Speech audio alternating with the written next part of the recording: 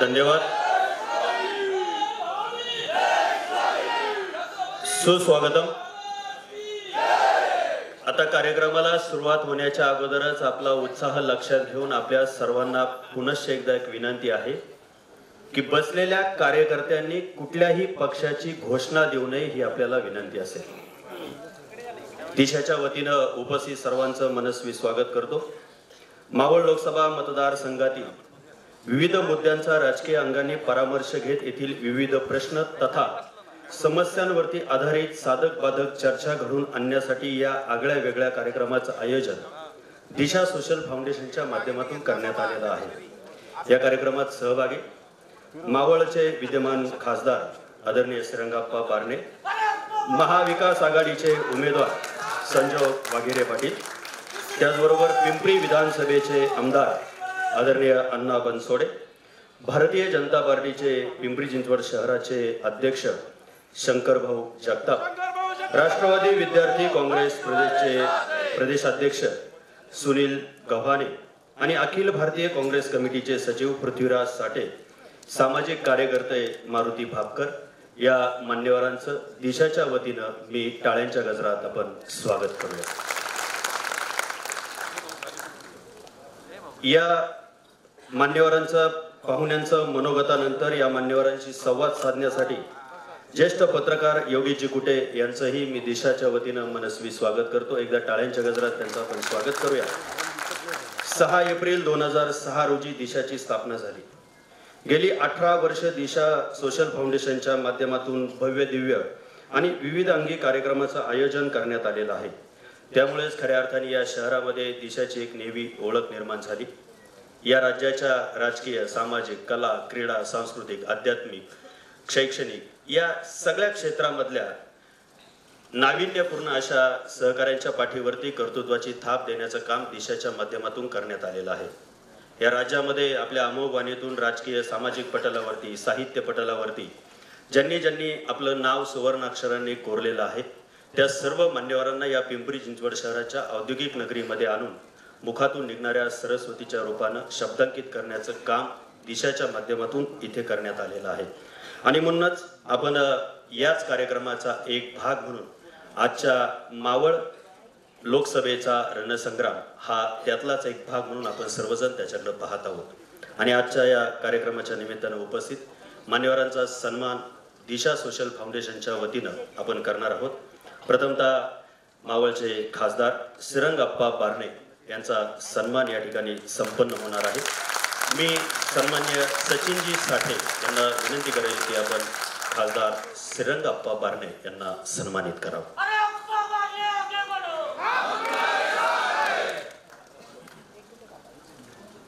त्यानंतर पुढील सन्मान आपण करतोय महाविकास आघाडीचे मावळचे उमेदवार संजय वाघेरे पाटील यांनाही सन्मानित करण्यात येत आहे. त्यांचा सन्मान सन्मान्य गोरख भालेकर, गोरख भाऊंना विनंती आपण त्यांचा सन्मान करावा.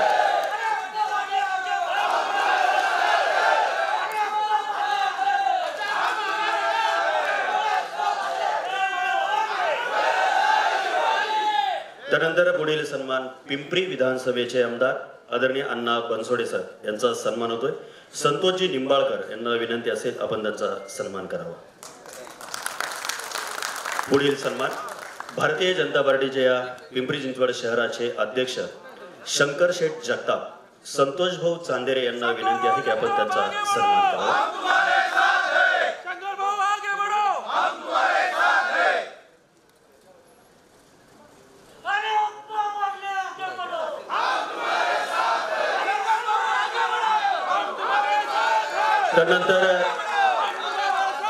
त्यानंतर पुढील सन्मान सन्मान्य सुनीलजी गव्हाणे, राष्ट्रवादी विद्यार्थी काँग्रेसचे प्रदेश अध्यक्ष यांचा सन्मान अविनाशजी ववले यांना विनंती आहे आपण त्यांचा सन्मान करावा. सन्मान्य शरीफभाई शेख यांना विनंती आहे.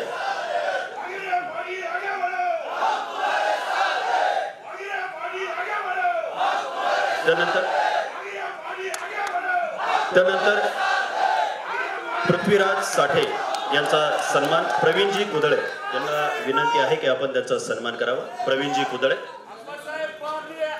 आणि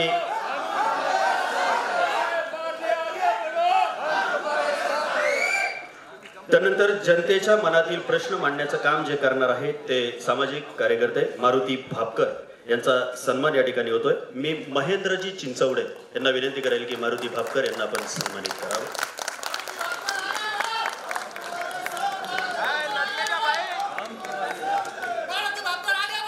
आणि या संपूर्ण कार्यक्रमाला आपल्या शब्दांच्या आणि प्रश्नाच्या माध्यमातून एक नवी दिशा देण्याचं काम जे करणार आहेत ते सन्माननीय ज्येष्ठ पत्रकार योगेशजी कुटे साहेब यांचा सन्मान मी ज्येष्ठ पत्रकार आदरणीय अविनाशजी जेलेकर यांना विनंती आहे की आपल्या शुभ हस्ते आपण त्यांचा सन्मान करावा ही आपल्याला विनंती।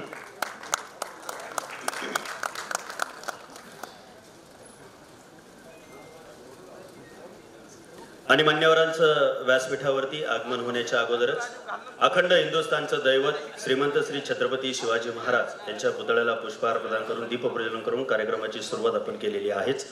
अगोदरच दीपप्रज्वलन आणि छत्रपती शिवाजी महाराजांच्या पुतळ्याला आपण पुष्पहार प्रदान केलेला आहे।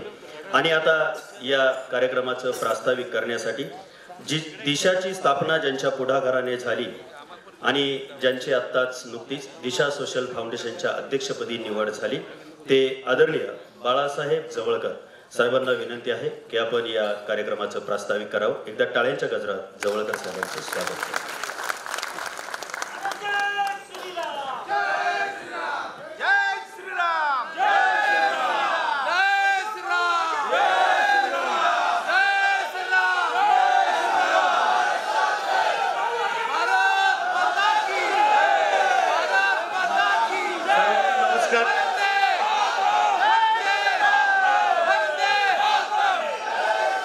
आता बोलू दे मला। सर्वांना नमस्कार। मला एक क्षणासाठी वाटायला लागलं की मीच उमेदवार आहे का काय। बस बस धन्यवाद धन्यवाद धन्यवाद मित्रांनो धन्यवाद।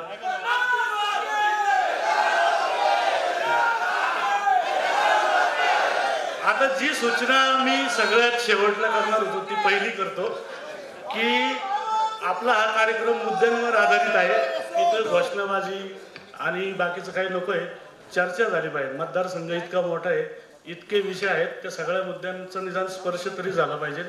घोषणांनी चर्चेत अडथळायला नको। मतदान 13 मेला आहे, खूप लांब आहे। ती एनर्जी ठेवा शेवटच्या 5-6 दिवसासाठी। तर उपस्थित मान्यवर बंधू भगिनींनो, लोकसभेचं रणशिंग फुंकलंय।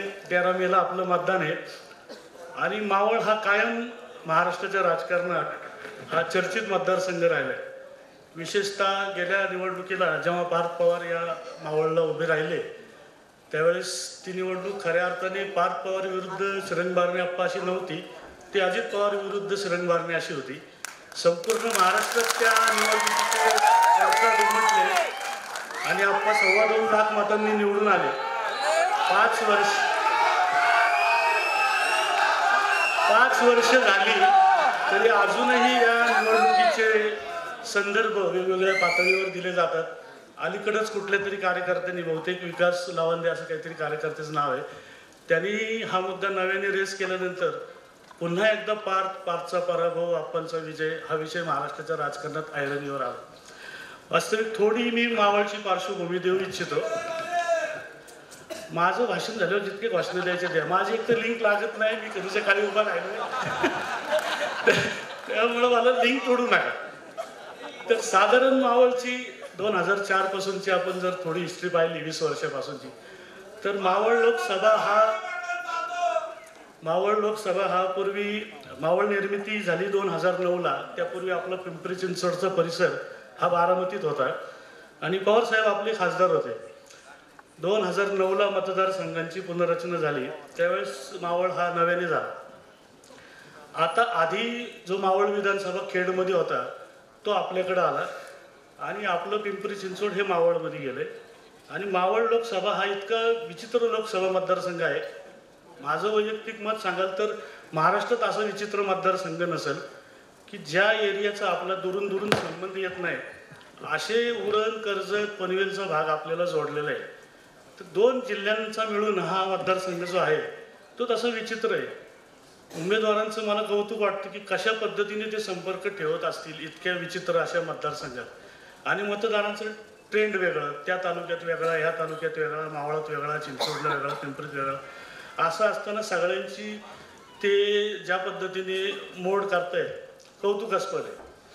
आता 2009ला आदरणीय गजानन बाबर पहिले खासदार झाले, त्यावेळेस हा मतदारसंघ नवीन होता. बाबासाहेब शिवसेनेच्या तिकिटावर खासदार झाले. 2014 आणि 2019ला आप्पा सलग दोनदा खासदार झाले.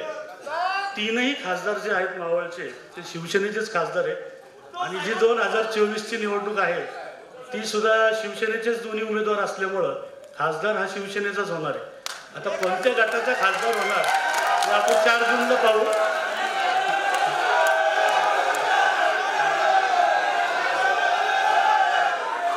ऍक्च्युली काहीच कळत नाही काय गोष्ट चालल्यात. तर आता माझा मुद्दा मी संपवतोय. या कार्यक्रमाचा हेतू जो होता तो मावळ लोकसभेतल्या विविध मुद्द्यांवर चर्चा करायचा हेतू आहे. तर त्या दृष्टीने आपण कार्यक्रमाची जी रचना केली ती थोडक्यात सांगतो आणि मी थांबतो. पहिल्यांदा दोन्ही उमेदवार त्यांची त्यांची भूमिका मांडतील. त्यांना तुम्ही अशा घोषणांनी अडथळा देऊ नका. त्यांना मला नाही वाटत प्रचारात इतकी प्रदीर्घ संधी मिळेल, कारण आरोप प्रत्यारोपांच्या पलीकडे निवडणुका जातच नाही. त्यांना मुद्दे मांडून द्या.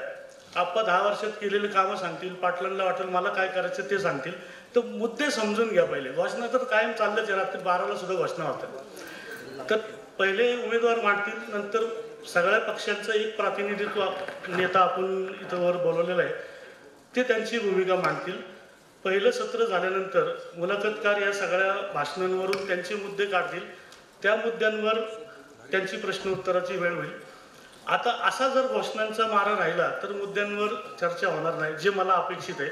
तुम्ही घोषणा जरूर द्या, पण चर्चेला अडथळा होईल अशा नका देऊ. तर आता मी तुमच्यात त्यांच्यात अडथळा राहत नाही. फक्त शांततेत कार्यक्रम करा, आपल्या घरातला आहे. उद्या मला असं वाटायला नको झग मारलेला कार्यक्रम घेतला, तेवढी माझी विनंती आहे. चर्चा होऊ द्या. थांबतो. जय हिंद, जय महाराष्ट्र.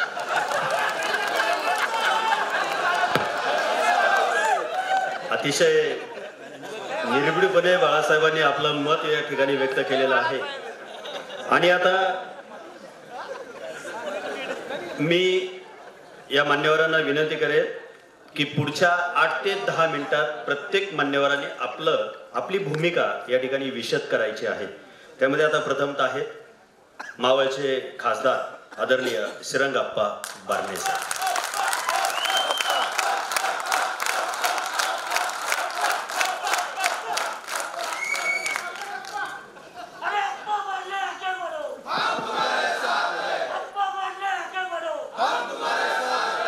दिशा फाउंडेशनच्या वतीने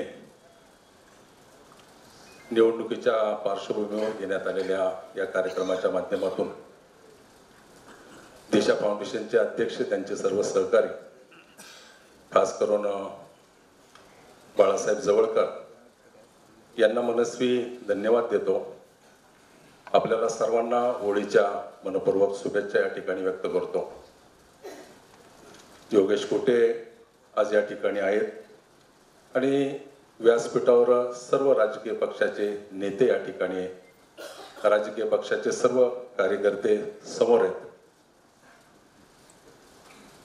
गेल्या 10 वर्षामध्ये मावळ लोकसभा मतदारसंघामध्ये आपण जर मला विचारलं की कुठलं काम आपण केलं तर मी सांगेल की अतिशय दुर्गम भागामध्ये ज्या ठिकाणी 70-75 वर्षामध्ये लाईट पोचली नाही, रस्ते झाले नाहीत, अशा व्यक्तींना पाणी, रस्ते, लाईट पोचवण्याचं काम केलं. ते माझ्या दृष्टिकोनातून अतिशय महत्त्वाचं काम आहे. देशाच्या स्वातंत्र्यानंतर प्रत्येक माणूस मताचा विचार करतो आणि ज्या वाडी वस्त्यावरती आदिवासी भागामध्ये 50-100 मतं आहेत, अशा मतदाराला गेले 70 वर्ष लाईट मिळाली नाही, पाणी मिळाले नाही. केंद्र सरकारच्या दीनदयाळ ग्राम ज्योती योजनेच्या माध्यमातून आपण तिथं लाईट पोचवली. तुंगीसारख्या अतिशय दुर्गम भागामध्ये कातळ फोडून, दगड फोडून आपण त्या ठिकाणी रस्ता केला. मला अभिमान वाटतो पहिली गाडी त्या गावामध्ये माझी गेली.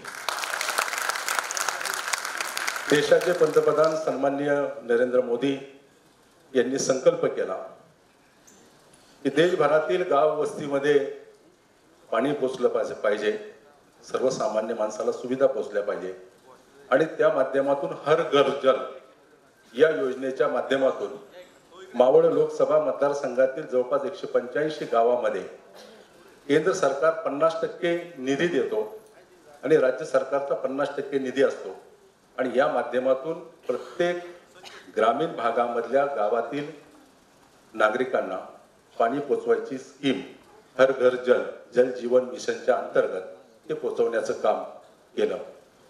याचबरोबर केंद्र सरकारच्या पंतप्रधान आवास योजनेच्या माध्यमातून तो शहरी असेल ग्रामीण असेल या भागामध्ये सर्वाधिक गरीब माणसाला घर देण्याचं काम केले. त्या ठिकाणी देखील 50% निधी हा केंद्र सरकारचा येतो. जेनपेटी पोर्टला पनवेल ते उरणपणे जाणाऱ्या रस्त्यावरती 4-4, 5-5 तास कंटेनर थांबत होते. एक महिन्याला 35,000 कंटेनर जात होते. त्या ठिकाणी माननीय गडकरींच्या माध्यमातून आपण 8 लेनचा रस्ता केला आणि आता त्या ठिकाणी 20 ते 25 मिनिटांमध्ये आपण जर गेला असेल तर 20 ते 25 मिनिटांमध्ये पनवेल ते जैनपेटीला सहजतेने माणूस पोहोचू शकतो. आणि आज मितीला महिन्याकाठी 1.5 लाख कंटेनर त्यामध्ये जातात. देशाची आर्थिक सुबत्ता वाढवण्याचं काम आपण केलेलं आहे. या संपूर्ण मतदारसंघामध्ये काम करत असताना रस्त्याचं जाळं निर्माण करण्याचं काम केलंय. पंतप्रधान सडक योजनेच्या माध्यमातून अतिशय दुर्गम भागामध्ये मावळच्या डोंगर वस्तीमध्ये ज्या ठिकाणी धनगर वस्ती आहे अशा भागामध्ये पंतप्रधान सडक योजनेच्या माध्यमातून आपण त्या ठिकाणी रस्ता करण्याचं काम केलेलं आहे आणि सगळी कामं पूर्णत्वाला गेलेली आहे. सगळी कामं झालेली आहे. आपण त्या ठिकाणी जाऊन स्वतः जाऊन पाहू शकता. याचबरोबर माननीय गडकरींच्या माध्यमातून तळेगाव ते चाकण शिक्रापूर या मार्गाला जो राज्य मार्ग होता त्याला राष्ट्रीय महामार्गाचा दर्जा दिला. नॅशनल हायवे त्यामध्ये केला. 2 वेळा या अगोदर आपण निविदा काढली, कुणी निविदाधारक आला नाही आणि म्हणून ती निविदा करत असताना आहे त्या रस्त्यावरती जवळपास 4.5 किलोमीटरचा ब्रिज ज्या ज्या ठिकाणी आवश्यक असेल त्या त्या ठिकाणी उड्डाणपूल करून ती निविदा आता प्रसिद्ध झाली. निविदा देखील झाली. जवळपास 3,600 कोटी रुपयाची ती निविदा प्रसिद्ध जाऊन ती निविदा देखील आहे. पिंपरी चिंचवड शहरातून जाणारा रस्ता देवरोडच्या सेंटर पॉइंट ते वाकडपर्यंत 8.5 किलोमीटरचा केंद्र सरकारच्या माध्यमातून 8.5 किलोमीटरचा ओव्हरब्रिज देवरोड ते वाकडपर्यंत आणि पुढे चांदणी चौकातला रस्त्याचं काम. तर त्या कामाच्या बाबतीमध्ये देखील DPR तयार झाला आणि त्या कामाला देखील आता मंजुरी मिळाल्यानंतर 8.5 किलोमीटरच्या ठिकाणी पुनवळे ताथवडे वाकड या भागामध्ये ट्रॅफिक जाम होते. तो मार्ग देखील सुकर होईल. अनेक जण सातत्याने चर्चा करतात रेल्वेच्या बाबतीमध्ये. या मावळ लोकसभा मतदारसंघामध्ये पनवेल ते उरण गेले अनेक वर्ष रखडलेला रेल्वेचा मार्ग आपण पूर्णत्वाला नेला. माननीय पंतप्रधानांच्या शुभ हस्ते त्याचं उद्घाटन झालं. आज त्या ठिकाणी लोकल चालू आहे.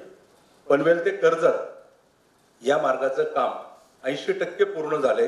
येत्या काही दिवसामध्ये त्या मार्गावरती लोकल सेवा केंद्र सरकारच्या माध्यमातून रेल्वे विभागाच्या माध्यमातून केलेलं काम त्या ठिकाणी देखील झालं. पनवेल पुणे लोणावळा 3रा आणि 4था ट्रॅक माननीय सुरेशजी प्रभू रेल्वे मंत्री असताना माझ्या अग्रखातर त्या ठिकाणी आपण त्या प्रकल्पाला मंजुरी दिली. परंतु या अगोदर असणाऱ्या राज्य सरकारने त्याच्यामध्ये कुठल्या प्रकारचा 50% राज्य सरकारचा सहभाग असतो.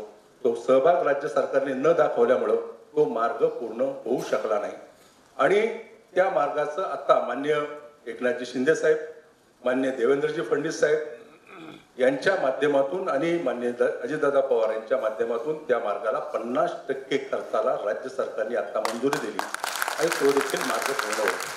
मी या मार्गावरती आवर्जून तुम्हाला सांगतो 2017 मध्ये माननीय देवेंद्रजी राज्याचे मुख्यमंत्री होते, त्यावेळेस महा रेलची स्थापना केली राज्य सरकारने आणि त्याच्या माध्यमातून करणारे प्रकल्प त्याच्यामध्ये माननीय देवेंद्रजींनी पुढाकार घेतला. रेल्वे मंत्री यांच्यावरती बैठक घेतली आणि 3ऱ्या आणि 4थ्या ट्रॅकला आपण मंजुरी घेतली. त्या कामाला आता काही दिवसामध्ये सुरुवात देखील होईल. या मार्गावरती पिंपरी रेल्वे स्टेशन आपण CSR फंडातून चांगलं केलं. आज आपण चिंचवड, तळेगाव, आकुर्डी, देवरोड, त्याचबरोबर लोणावळा रेल्वे स्टेशन आणि नेरळ रेल्वे स्टेशन या रेल्वे स्टेशनला अमृत भारत योजनेच्या अंतर्गत ही रेल्वे स्टेशन घेतली.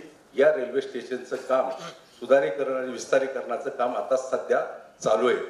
पनवेल रेल्वे स्टेशन या राज्यातलं अतिशय चांगल्या प्रकारचं आधुनिक रेल्वे स्टेशन करण्याचा, एक मॉडेल रेल्वे स्टेशन करण्याच्या बाबतीमध्ये देखील रेल्वे विभागाने प्रकल्प सादर केलेला आहे. त्याला देखील मंजुरी मिळालेली आहे. भविष्यामध्ये तो देखील रेल्वे स्टेशन कर्जत आणि पनवेल रेल्वे स्टेशन अतिशय चांगल्या प्रकारे या मार्गिकेवरती लोकांना आजूबाजूच्या गावांना येण्यासाठी आपण जवळपास 7-8 ठिकाणी अंडरपास केलेला आहे आणि तो अंडरपास देखील चालू आहे. आता 2 अंडरपासचं चालू आहे. काने ओव्हरब्रिजच्या मान्यता घेतली आपण, लोणावळा ओव्हरब्रिजला मान्यता घेतली, पळस या ठिकाणी ओव्हरब्रिजला मान्यता घेतली आणि वडगाव ओव्हरब्रिजला मान्यता घेतली. राज्य सरकारच्या माध्यमातून, गेल्या सरकारच्या माध्यमातून काने ओव्हरब्रिजच्या बाबतीमध्ये अधिग्रहण झालं नव्हतं, लँड ॲक्विजिशन झालं नव्हतं, म्हणून त्या प्रकल्पाला खरं तर तो प्रकल्प सुरू होऊ शकला नाही, तो मार्ग सुरू होऊ शकला नाही. आणि म्हणून आताच आलेल्या सरकारने, माननीय एकनाथजी शिंदे यांच्या नेतृत्वाखाली सरकारने आता लँड ॲक्विजिशन प्रक्रिया पूर्ण केलेली आहे. उद्या भविष्यामध्ये तो कारल्याचा ओव्हरब्रिज देखील पूर्ण होईल आणि लोणावळा नगरपालिकेच्या माध्यमातून आणि रेल्वे विभागाच्या माध्यमातून लोणावळ्यामध्ये ब्रिज मंजूर केलेले आहे, मळवलीमध्ये ब्रिज मंजूर केलेला आहे. एवढ्या प्रकारे रेल्वेचे अधिकचे अधिक आपण काम करतोय. माननीय रेल्वे मंत्र्यांच्या माध्यमातून आपण कर्जत ते लोणावळा नवीन DPR आपण करतोय. त्या मार्गिकेवरती लाईन वाढवण्याच्या संदर्भात प्रयत्न करतो. भविष्यामध्ये केंद्र सरकारच्या माध्यमातून खास करून माननीय नरेंद्र मोदी यांच्या दूरदृष्टी नेतृत्वाखाली पनवेलचा जो एअरपोर्ट होतोय त्या एअरपोर्टला पासून तर पुण्यापर्यंत नवीन या मार्गावरती रेल्वे सेवा पूर्णपणे काही काळामध्ये धावली जातील. 10 गावाचं विस्थापन होत असताना पनवेल एअरपोर्टच्या बाबतीमध्ये सातत्याने आम्ही बैठक घेतल्या. मी एक बैठक तर 10 तास संबंधित गाववाल्यांची घेतली आणि त्याच्यावरती मार्ग काढण्याचा प्रयत्न केलेला आहे. मेट्रोला मान्यता, मेट्रो मंजूर झाला होता 2010 मध्ये, परंतु मागच्या सरकारने कुठल्याही प्रकारचा निर्णय घेतला नाही. मोदी सरकारने निर्णय घेतला आणि या देशातल्या मेट्रोला चालना देण्याचं काम केलेलं आहे. पुणे ते पिंपरीपर्यंत मेट्रो चालू झाली. मी सातत्यानं पाठपुरावा केला आणि पिंपरी ते भक्ती शक्ती निगडीपर्यंत मेट्रो आता चालू झाली. भविष्यामध्ये तीच मेट्रो भविष्यामध्ये निगडी भक्ती शक्ती ते किवळे चौक, वाकड, हिंजवडीने जी मेट्रो चालू झाली ही नाशिक फाटातून चाकडला जाणारी त्या मार्गिकेला जोडण्याचं काम केंद्र सरकारच्या माध्यमातून आपण करतोय. जवळपास ही सगळी कामं करत असताना केंद्र सरकारच्या माध्यमातून प्रचंडपणे त्याच्यामध्ये सहभाग घेऊन आपण काम केले. म्हात्रेसारख्या निसर्गरम्य ठिकाणी जे टॉय ट्रेन होती ती बंद करण्याचा, ॲक्सिडेंट होत असल्या कारणाने बंद करण्याचा निर्णय हा रेल्वे विभागाने घेतला. सातत्यानं पाठपुरावा केला. केंद्र सरकारच्या रेल्वे विभागाने जवळपास 150 कोटी रुपये टाकून त्याने कॅबिन वॉल बांधली, रूल बदललं, इंजिन बदलले, त्या ट्रेनचे बोगी बदलल्या आणि त्याला एक चांगल्या प्रकारची चालना दिली. ज्यावेळेस शिंदे सरकार सत्तेमध्ये आले त्यानंतर माथेरानला जवळपास मोठा DPR केला आणि त्या ठिकाणी ड्रेनेजची व्यवस्था नव्हती. 50 कोटी राज्य सरकारने देऊन आज त्या ठिकाणी STPOला मंजुरी मिळाली आणि ते काम पूर्णत्वाला भविष्यामध्ये होईल. धूळ उडत होता, पण जर माथेरानला गेले संपूर्णपणे धूळ उडत होते. आपण त्या ठिकाणी दगड बसून जवळपास 100-125 कोटी राज्य सरकारने खर्च केलेले. माणूस माणसाला हाताने ओढत होता. मी मान्य गडकरी साहेबांचं मनस्वी आभार व्यक्त करीन. माणूस माणसाला ओढत होता. मी लोकसभेमध्ये प्रश्न उपस्थित केला. गडकरी साहेबांनी NGTला आवाहन केलं की NGTने केवळ तुम्ही नकारात्मक गोष्ट घेऊ नका आणि मान्य NGTने देखील परवानगी दिली. आज ई रिक्षा त्या ठिकाणी चालू झाली, ते केंद्र सरकारच्या माध्यमातून चालू झाली. अशा प्रकारे हे सगळं काम करत असताना भविष्यामध्ये पवना नदी सुधार प्रकल्प आणि इंद्रायणी नदी सुधार प्रकल्प या दोन्ही प्रकल्पाला मंजुरी राज्य सरकारने दिलेली आहे. केंद्र सरकारचा तो आता मंजुरीला गेला आहे आणि तो केंद्र सरकारने मंजुरी दिल्यानंतर माननीय मुख्यमंत्र्यांनी या संदर्भात 4 वेळा बैठक घेतली. उगमापासून पवना आणि इंद्रायणीचा उगम हा मावळ तालुक्यामध्ये होतो. उगमापासून या नद्या स्वच्छ करून स्वच्छ ठेवण्याच्या संदर्भामध्ये आजपर्यंतच्या सरकारने कधी निर्णय घेतला नाही. जेवढ्या MIDC आहेत, तळेगाव असेल, चाकण असेल, या MIDCचं पाणी नदीपात्रामध्ये येतं. कुठल्याही सरकारने निर्णय घेतला नाही. या महायुतीच्या सरकारने निर्णय घेतला आणि त्याची निविदा आता प्रसिद्ध झाली. सगळ्या MIDC मध्ये STP उभं करण्याचं काम, हे करण्याचं काम आणि नदीमध्ये शुद्ध अशुद्ध पाणी जाऊ नये या दृष्टिकोनातून प्रयत्न करण्याचं काम राज्य सरकारच्या माध्यमातून होते.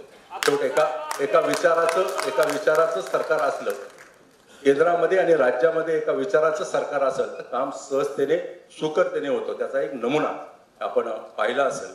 त्या सगळं काम करत असताना कोरोना कालावधीमध्ये ज्या हॉस्पिटलला आवश्यक होती त्या हॉस्पिटलला CSR फंडातून, काही व्यक्तिगत स्वरूपामध्ये, काही डोनरच्या माध्यमातून आपण व्हेंटिलेटर दिले, त्या ठिकाणी सुविधा देण्याचं काम केलेलं आहे.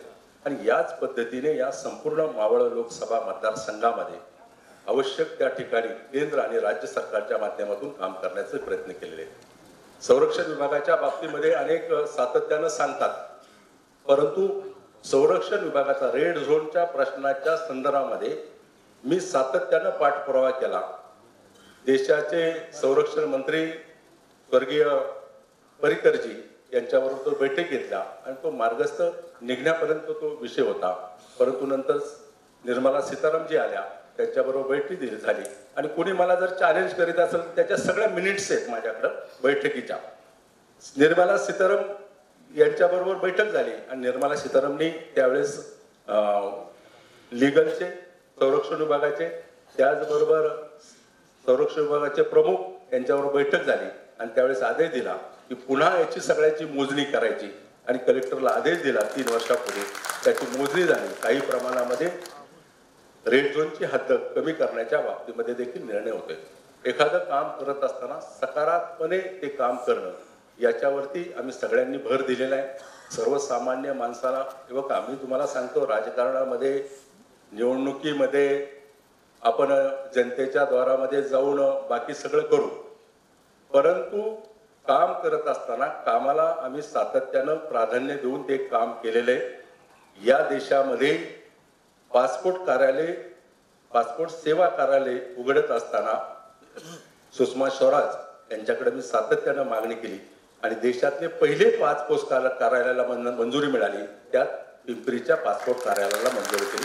1,27,000 लोकांनी आज तगायत त्या ठिकाणी पासपोर्ट सेवेचा लाभ घेतलेला आहे. घारापुरी बेट जे गेट ऑफ इंडियाच्या समोर 12 किलोमीटर येतं, त्या घारापुरी बेटावरती लाईट नव्हती 12 किलोमीटर. माननीय अरुणजी जेटली देशाचे अर्थमंत्री होते आणि देशाच्या अर्थमंत्री असताना त्यांनी घोषणा केली की 5 स्थळं पर्यटनामध्ये सहभागी केली. त्यात घारापुरी बेट केलं आणि आपण समुद्राखालून 12 किलोमीटर लाईट त्या बेटावरती नेण्याचं काम केलेलं आहे. माननीय तत्कालीन मुख्यमंत्री देवेंद्रजी फडणवीस यांच्या शुभ हस्ते त्या ठिकाणी आम्ही जाऊन उद्घाटन केलेलं आहे. आणि अशा पद्धतीने या संपूर्ण हा मतदारसंघ बाळासाहेबांनी सांगितल्याप्रमाणे हा मतदारसंघ 2 जिल्ह्याला जोडणार आहे.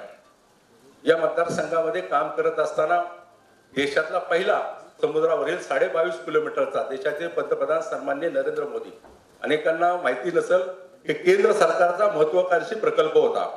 देशाचे पंतप्रधान सन्माननीय नरेंद्र मोदी यांनी बाहेरून लोन घेऊन 22.5 किलोमीटर ब्रिज, हा समुद्र सेतू, त्याला नाव नंतर अटल सेतू दिलं, तो सेतू हा जवळपास 50-60% हा मावळ लोकसभा मतदारसंघामध्ये तो करण्याचं काम केलेलं आहे. मिसिंग लिंक माननीय मुख्यमंत्री एकनाथजी शिंदे यांच्या माध्यमातून बोरघाटामध्ये मिसिंग लिंकचा प्रकल्प होता, ज्याच्यामध्ये जवळपास 25 मिनिटं या संपूर्ण नागरिकांचं, पुणे आणि मुंबईला प्रवास करणाऱ्या नागरिकांचे जे प्रश्न मार्गी लागतील.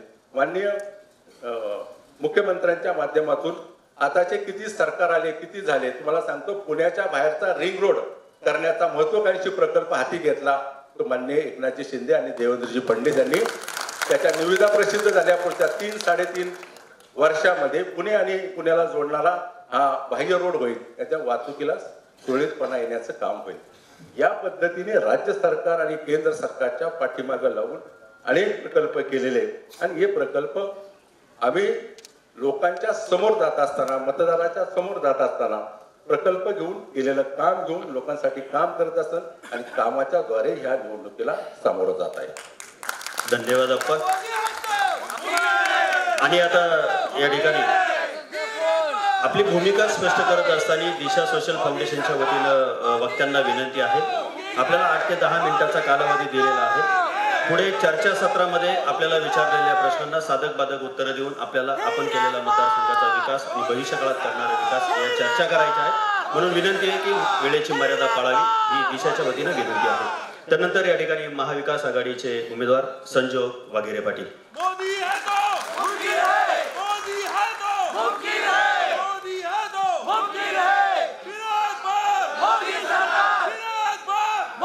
दिशा फाउंडेशनच्या माध्यमातून आज या ठिकाणी ही जी स्पर्धा, या ठिकाणी हे जे काही सत्र आयोजित केलं आहे त्याबद्दल मी बाळासाहेब जवळकर आणि त्यांचे सर्व सहकारी यांचं मनापासून धन्यवाद व्यक्त करतो.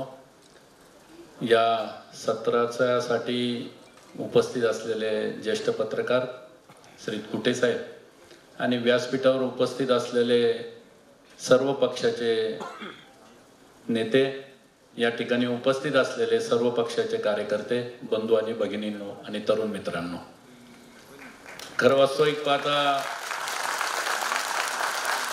या मावळ लोकसभा मतदारसंघाच्या बाबतीत बोलायचं झालं तर गेल्या अनेक वर्षापासून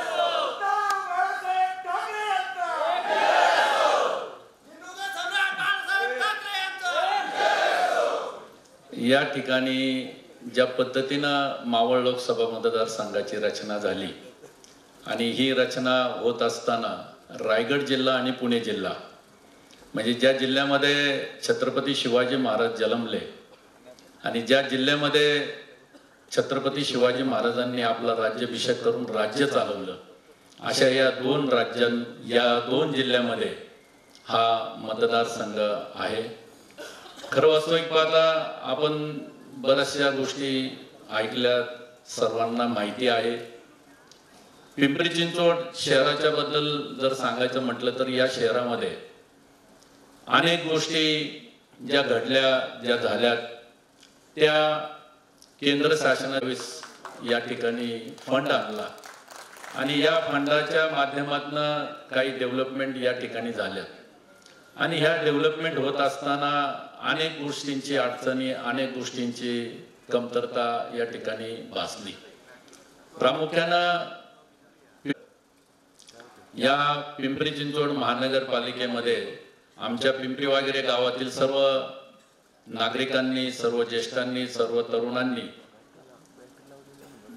1987 ला मला पहिल्यांदा बिनविरोध म्हणून या महानगरपालिकेचं नेतृत्व करण्यासाठी दिलं आणि या 87 पासून तरच्या आतापर्यंतच्या या काळखंडामध्ये मी महापौर होतो, PCMTचा चेअरमन होतो आणि सलग 6 वर्ष राष्ट्रवादी काँग्रेस पक्षाचा अध्यक्ष म्हणून देखील मी काम केलं. आणि हे काम करत असताना महानगरपालिकेमध्ये म्हणजे ग्रेड सेपरेटर असेल, रस्ते असतील, ओव्हरब्रिज असेल, अशा अनेक गोष्टी या करण्याच्या याच्यामध्ये साक्षीदार म्हणून मी काम केलं.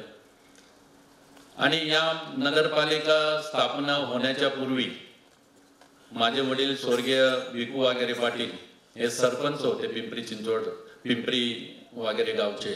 आणि ते सरपंच असताना स्वर्गीय अण्णासाहेब मगर असतील, लांडगे साहेब असतील, त्याचप्रमाणे स्वर्गीय तुळशीराम काळभोर साहेब असतील, गावडे साहेब असतील, या सर्वांनी एकत्र येऊन या ग्रामपंचायतीची नगरपालिका केली आणि या नगरपालिकेचं महानगरपालिका झाली. आणि आज आपण जर बघितलं तर ही औद्योगिक नगरी म्हणून या महानगरपालिकेकडे बघितलं जातं. आणि या महानगरपालिकेमध्ये अनेक प्रश्न आहेत. मग ते प्रश्न अजूनही तसेच आहेत. मग ते रेड झोनचा प्रश्न असेल, अनधिकृत बांधकामांचा प्रश्न असेल, वेगवेगळ्या भागामध्ये पाण्याचा प्रश्न असेल, आरोग्याचा प्रश्न असेल, महिलांच्या विषयीचा प्रश्न असतील, किंबहुना या ठिकाणी अनेक प्रश्न असे आहेत की ते आज आपण नियमितप्रमाणे पाणी या शहराला देऊ शकत नाही. आज आपल्या शहरामध्ये दिसाड पाणी आहे. आणि या शहरामध्ये काम करत असताना आपण जर पाहिलं तर पावना नदी आणि इंद्रायणी नदी आपल्या शहरातून वाहते आणि मुळा मोठा. तर आज या नदीची काय परिस्थिती आहे? आज ही नदी अस्वच्छ आहे. या नदीचा अजूनही नदी स्वच्छ झालेली नाही किंवा नदीची साफसफाई झाली नाही. आपण फक्त पेपरमध्ये ऐकतो, पेपरमध्ये वाचतो की नदी सुधार झालं, नदी सुधारामध्ये एवढा बजेट आलं, एवढं काम झालं, परंतु प्रत्यक्षात आजपर्यंत कुठलीच गोष्ट या महानगरपालिकेमध्ये नदी सुधारमध्ये झालेली दिसत नाही. असे अनेक प्रश्न आहेत की रेड झोनचा विषय आज रावेत असेल, पुनावळा असेल, देवरड असेल, या भागातील नागरिक हललती नाहीत. प्राधिकरणातले बरेचसे काही भाग त्या ठिकाणी आता परमिशन दिली जात नाही की तुमचा रेड झोन बाधित आहे. हे अशा अनेक गोष्टी आहेत की या ठिकाणी जसे ते आहेत तसे आहेत. आज जर आपल्याला पाहिलं तर मेट्रोच्या बाबतीमध्ये, मेट्रो जरी आपल्या शहरामध्ये पिंपरीपर्यंत आली, पण ती पिंपरी ते निगडी नेली, परंतु त्याच्या बाबतीमध्ये अजूनही तो प्रश्न तसाच आहे. आणि हिंजवडीला जोडणारं जे मेट्रो आहे, हे मेट्रो आज तागायत त्या ठिकाणी झालं नाही. हिंजवडीची मेट्रो जी आहे ती बाणेरवरून त्या ठिकाणी नेली. ती जर आपल्या वाकड, पिंपळे सौदागर आणि सांगवीच्या भागातनं जर औंध मार्गे जर ती नेली असती तर त्याच्यामध्ये आपल्याला बऱ्याचशा नागरिकांना त्या बाबतीमध्ये त्याचा फायदा झाला असता. औद्योगिक नगरी म्हणून चाकण देखील आहे. या चाकणपर्यंत ही मेट्रो न्यायला पाहिजे, ती मेट्रो अद्यापही झाली नाही. म्हणजे असे अनेक जे प्रश्न आहेत या शहराच्या बाबतीत मी बोलतोय, या शहरातले प्रश्न तसेच्या तसे आहेत. म्हणजे हा विकास झाला कुठे हा आता शोधायला लागतोय. तर या सगळ्या गोष्टी करत असताना आपण जर बघितलं तर लोणावळा असेल, खंडाळा असेल, लोणावळा ते रेल्वेची जी काही सांगण्यात येतं की बाबा आपण रेल्वेच्या फेऱ्या वाढवण्याच्या दृष्टिकोनातून काही लोकांनी, आम्ही सुद्धा आंदोलनं त्या ठिकाणी केली आणि या आंदोलनाच्या माध्यमातून 6 फेऱ्या वाढवायच्या होत्या, त्या 2 फेऱ्या फक्त वाढवल्या आंदोलन झाल्यानंतर. म्हणजे याच्यामध्ये अनेक रेल्वेच्या बाबतीमधले जे प्रश्न आहेत की ते प्रश्न जैसे ते आहेत. रेल्वेच्या बाबतीत म्हणजे आकुर्डी रेल्वे स्टेशन असेल, किंबहुना चिंचवड रेल्वे स्टेशन असेल, किंवा इकडं कासरवाडी रेल्वे स्टेशन असेल, जे रेल्वे स्टेशन चांगल्या पद्धतीनं त्या ठिकाणी केले पाहिजे होते. ज्या लांब पल्ल्याच्या गाड्या आहेत, या लांब पल्ल्याच्या गाड्या त्या ठिकाणी थांबल्या पाहिजे, ह्या देखील त्या ठिकाणी अजूनपर्यंत तसंच आहे. आणि या सगळ्या गोष्टी करत असताना या आपल्या पुणे जिल्ह्यामध्ये किंबहुना लोणावळा, खंडाळा वगैरे या भागामध्ये आपल्याकडे गड किल्ले आहेत, काही लेण्या आहेत.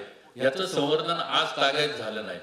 आजपर्यंत जर गड किल्ल्यांचं जर संवर्धन झालं असतं, त्या ठिकाणी नागरी सुविधा पुरवल्या असत्या किंवा ते गडांची डागडुगी जरी झाली असती तर पर्यटक त्या ठिकाणी जाऊन त्याचा आनंद त्यांनी लुटला असता आणि तिथल्या स्थानिकांना त्याचा रोजगार मिळाला असता. स्थानिक नागरिकांना त्या ठिकाणी रोजगाराची हमी आपल्याला देता आली असती आणि तिथल्या तरुणांना तिथंच रोजगार मिळाला असता. हे देखील आज तागायत या ठिकाणी झालेलं नाही. आणि इथून पुढच्या काळामध्ये या सगळ्या गोष्टी करत असताना किंवा याला ज्या गोष्टी सांगितल्या जातात, किंवा आज आपण जर एकविरा देवीच्या बाबतीत जर म्हटलं तर एकविराला देवीला जर तुम्ही आत्ता सुद्धा चला माझ्या बरोबर, त्या ठिकाणी तुम्हाला पायऱ्याने वरती जाता येतं का नाही हे आपण डोळ्याने बघा, तरच आपल्याला समजेल की बाबा इथं विकास झाला किंवा इथं ह्या नागरी सुविधा आपण करू शकलो. अशा अनेक गोष्टी आहेत की त्या आपण त्या ठिकाणी करू शकलो नाही. हे निश्चितच आहे. तसंच जर आपण रायगड जिल्ह्यामध्ये जर आपण गेलो तर रायगड जिल्ह्यामध्ये देखील असे अनेक प्रश्न तसेच प्रलंबित आहेत. रायगड जिल्ह्यामध्ये अनेक इंडस्ट्री आहे, त्या ठिकाणी देखील इंडस्ट्रीच्या बाबतीमध्ये कुठल्याही नागरिक सुविधा त्या ठिकाणी नाही आहेत. तिथले इंडस्ट्रीवाले पळून गेलेत. अक्षरशः काही जे इंडस्ट्रीवाले आहेत की त्यांना नागरी सुविधा मिळाल्या नाहीत, त्यांना रस्ता नाही, लाईट नाही, पाणी नाही, ड्रेनेज नाही आणि अशा कारणांमुळे तिथली जी काही इंडस्ट्री आहे ती इंडस्ट्री कमी होत चाललेली आहे. त्यांच्या या ठिकाणी ज्या काही गोष्टी व्हायला पाहिजे त्या होत नाही आणि तिथल्या स्थानिकाला त्या ठिकाणी नोकरीच्या बाबतीमध्ये कुठलाही हमी त्या ठिकाणी मिळाली जात नाही आणि तिथले स्थानिक जे नागरिक आहेत ते नागरिक अक्षरशः त्या ठिकाणी वैतागलेले आहेत आणि या ज्या इंडस्ट्री आलेल्या आहेत त्या इंडस्ट्री जायला लागल्यात. नवीन इंडस्ट्री जर आपल्याला सर्वांना माहिती असेल की आपल्याकडे चाकणला आपलं तळेगावला इंडस्ट्री येणार होती, ती इंडस्ट्री कुठे गेली हे आपल्या सर्वांना माहिती आहे. म्हणजे या बाबतीमध्ये देखील आपल्याकडनं कुठल्याच प्रकारची म्हणजे माननीय मुख्यमंत्री महोदयांनी किंवा येथील बाकीच्या जे उपमुख्यमंत्री आहेत ह्या सगळ्या मंडळींनी त्या ठिकाणी थोडंसं जर आपण आवाज उठवला असता तर ती इंडस्ट्री तिथून गेली नसती आणि आमच्या तळेगावातील नागरिकांना, इथल्या कामगारांना, इथल्या तरुणांना तो रोजगार मिळाला असता. आणि असे अनेक इंडस्ट्री ज्या आहेत की ज्या इंडस्ट्रीत आपल्याकडे आलेल्या त्या परराज्यामध्ये गेल्यात आणि ह्या इंडस्ट्रीत जाण्यामुळं आज त्या ठिकाणी आपले तरुणांना बेरोजगार झालेले आहेत. आपण जर बघितलं तर खालच्या भागामध्ये ज्यावेळेस आपण काम करत असताना तिथले शैक्षणिक अर्थ किंवा शिक्षणाच्या बाबतीमध्ये कुठलीही व्यवस्था त्या ठिकाणी नाही. शिक्षणाच्या बाबतीमध्ये जर आपण पाहिलं तर मागं शिक्षण आहे आणि ह्या मागं शिक्षण घेऊन देखील तो विद्यार्थी किंवा तो तरुण ज्यावेळेस तो ग्रॅज्युएशन करून किंवा टेक्निकली विषय घेऊन बाहेर पडल्यानंतर त्याला नोकरीची आज हमी आपण देऊ शकत नाही. त्याला नोकरी मिळेलच अशा पद्धतीची हमी आपण कुणीही देऊ शकत नाही. तर अशा पद्धतीनं या गोष्टी घडत असताना आज जर आपण पाहिलं तर खालच्या भागात देखील बरेचसे गड किल्ले आहेत, बऱ्याचशा लेण्या आहेत, ह्या देखील तशाच आहेत. त्या पण त्या ठिकाणी कुठल्याही व्यवस्था झालेली नाही. अनेक रस्ते असे आहेत की त्या ठिकाणी रस्ता नाहीये. काही वाड्या वस्तींवरती, पाड्यांवरती जे आमचे इतर काही बांधव त्या ठिकाणी राहतात त्यांना सुद्धा त्यांच्या घरी जाण्यासाठी त्यांना व्यवस्थित रस्ते नाहीत, लाईट नाही, पाणी नाही. त्यांच्या बाबतीमध्ये जे रोजगाराच्या बाबतीमध्ये विषय असतात ते रोजगार त्या ठिकाणी उपलब्ध नाही.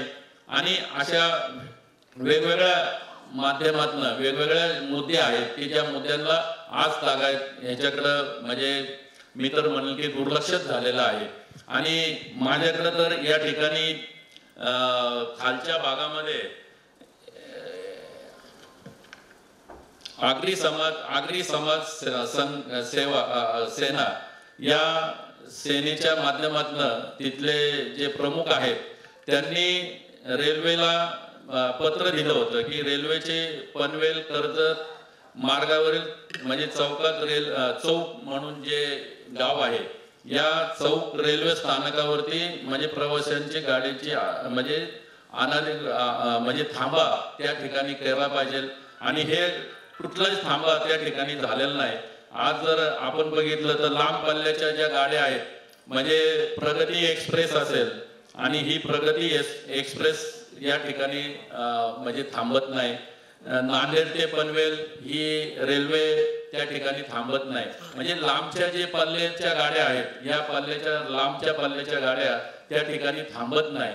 आणि या सर्व गोष्टी करत असताना ज्या लोकल आहेत, ज्या लोकल गाड्यांची जी काही संख्या पाहिजे होती तर तिथला जो चाकरमानी जो मुंबईमध्ये कामाला जातो किंवा पुण्याला येतो किंवा लोणावळ्याला येतो तर या चाकरमान्यांना सुद्धा जायला ज्या रेल्वे जी म्हणजे लोकल रेल्वे ज्या पाहिजे होत्या त्या रेल्वे देखील अजून जसंच्या तसं आहे त्या वाढल्या, त्या फेऱ्या अजूनपर्यंत वाढल्या नाही.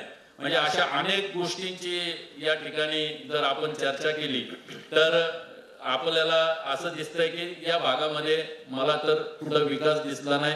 कारण की मी गेल्या दीड महिन्यापासून या मतदारसंघामध्ये मी प्रत्येक वाड्या वस्त्यांवरती, प्रत्येक गावावरती, प्रत्येक शहरामध्ये मी त्या ठिकाणी फिरतोय, तर आजपर्यंत मला कुठं विकास झालेला दिसला नाही.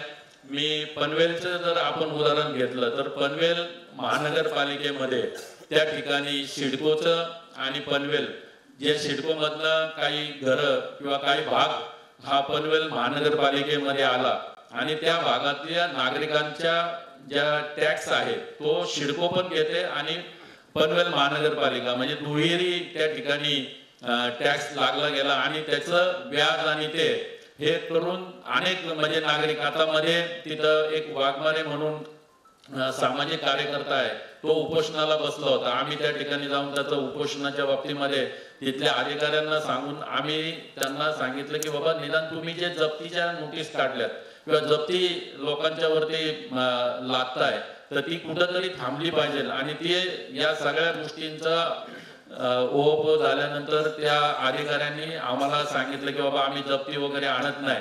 मग त्यावेळेस त्या मुलांनी त्या ठिकाणी उपोषण सोडलं. म्हणजे असे अनेक प्रश्न पनवेल महानगरपालिकेमध्ये आहे. पाण्याचा प्रश्न पनवेल महानगरपालिकेमध्ये आहे. पाणी वेळेवर मिळत नाही, अनियमित पाणी मिळतं, स्वच्छता नाही, सांडपाण्याची व्यवस्था नाही. काही ठिकाणी तर चोकअप झाल्यानंतर 2-2, 3-3 दिवस चोकअप काढत नाही. म्हणजे अशा अनेक गोष्टी आहेत की ज्या बाबतीमध्ये बारकाईनं लक्ष घालणं गरजेचं आहे. महानगरपालिकेच्या माध्यमातून त्या ठिकाणी कुणीही लक्ष देत नाही. माननीय आयुक्त त्या ठिकाणी बिलकुल लक्ष देत नाही. आपण जर बघितलं तर 2 वर्ष झालेत तर सार्वजनिक निवडणुका म्हणजे महानगरपालिकेच्या कुठंच झालेल्या नाहीत.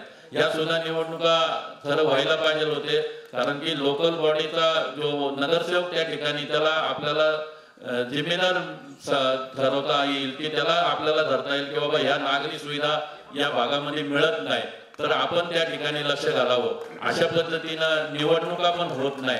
म्हणजे असे अनेक प्रश्न आहेत. आपण जर बघितलं तर खोपोलीमध्ये जे काटाचं पाणी त्या शहराला मिळतंय, उद्या जर काटाने ते पाणी बंद केलं तर खोपोली शहराला पाणी कुठून घ्यायचं हा एक प्रश्न आहे.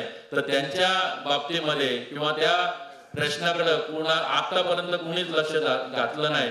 आणि ज्यावेळेस महाविकास आघाडीचा उमेदवार त्या ठिकाणी निवडून येईल तो या पाण्याचा आणि या सगळ्या गोष्टीचा निश्चितच विचार करून अभ्यासपूर्वक या ठिकाणी काम करेल याची खात्री मला आहे. कारण की या मतदारसंघ हा पारंपरिक शिवसेनेचा मतदारसंघ आहे. ओरिजिनल शिवसेना म्हणजे उद्धव बाळासाहेब ठाकरे, माननीय शिवसेना उद्धव बाळासाहेब ठाकरे या पक्षाचाच उमेदवार या ठिकाणी निवडून येईल याची खात्री मला आहे. आणि हे सगळं करत असताना धन्यवाद. स्वर्गीय पक्षप्रमुख स्वर्गीय बाळासाहेब ठाकरे यांचं जे स्वप्न आहे हे स्वप्न पूर्ण करण्याचं काम या ठिकाणी संजोग भिगू वाघेरे पाटील नक्कीच पूर्ण करेल याची खात्री या निमित्तानं मी देतो.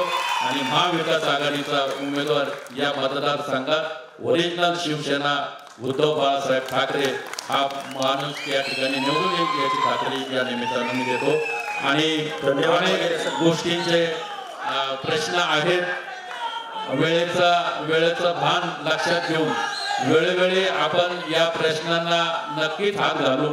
आणि या जे प्रश्न प्रलंबित आहेत आणि काही प्रश्नांचा ओप अजूनही आहे, बरेचसे प्रश्न या ठिकाणी राहिलेले आहेत. हे प्रश्न येत्या काळामध्ये निश्चितच आपण मार्गी लावण्याचा प्रयत्न करू. या ठिकाणी मी थांबतो आणि जय हिंद, जय महाराष्ट्र. धन्यवाद वगैरे सर. वक्त्यांना विनंती आहे की कृपया दिशाच्या वतीनं विनंती आहे की पुढच्या आता येणाऱ्या 4 ते 5 मिनिटात फक्त आपली भूमिका विशद करायची, कारण तर नंतर आपल्याला तब्बल 1 तासाचा अवधी आपल्या प्रश्नांना उत्तर देण्यासाठी आहे. म्हणून आता इथून पुढच्या वक्त्यांना 4 ते 5 मिनिटाची भूमिका स्पष्ट करण्यासाठी वेळ आहे ही विनंती. आणि आता पिंपरी विधानसभेचे आमदार आदरणीय अण्णा बनसोडे सर.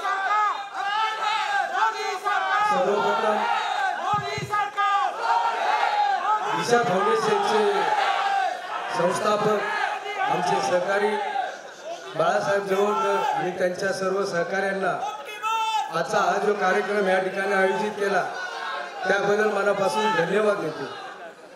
आणि या ठिकाणी उपस्थित असलेले सर्व पिंपरी चिंचवड परिसरातील बंधू आणि भगिनींना होळीच्या मनापासून हार्दिक शुभेच्छा देतो. आज खरं तर हा लोकसभेच्या निवडणुकीपूर्वी घेतलेला दिशा फाउंडेशननी सर्वात पहिला कार्यक्रम आहे. त्याबद्दल आपल्या सर्वांच्या वतीने मी त्यांना मनापासून धन्यवाद देतो. मावळ लोकसभा मतदारसंघ जर पाहिला तर उरणमध्ये महेश बालदी हे भाजपचे आमदार आहेत. पनवेलमध्ये प्रशांत ठाकूर हे भाजपचे आमदार आहेत. कर्जतमध्ये एकनाथ शिंदे ग्रुपचे महेंद्र थोरवे हे आमदार आहेत. मावळमध्ये सुनील शेळके हे बीजेपीचे आमदार आहेत.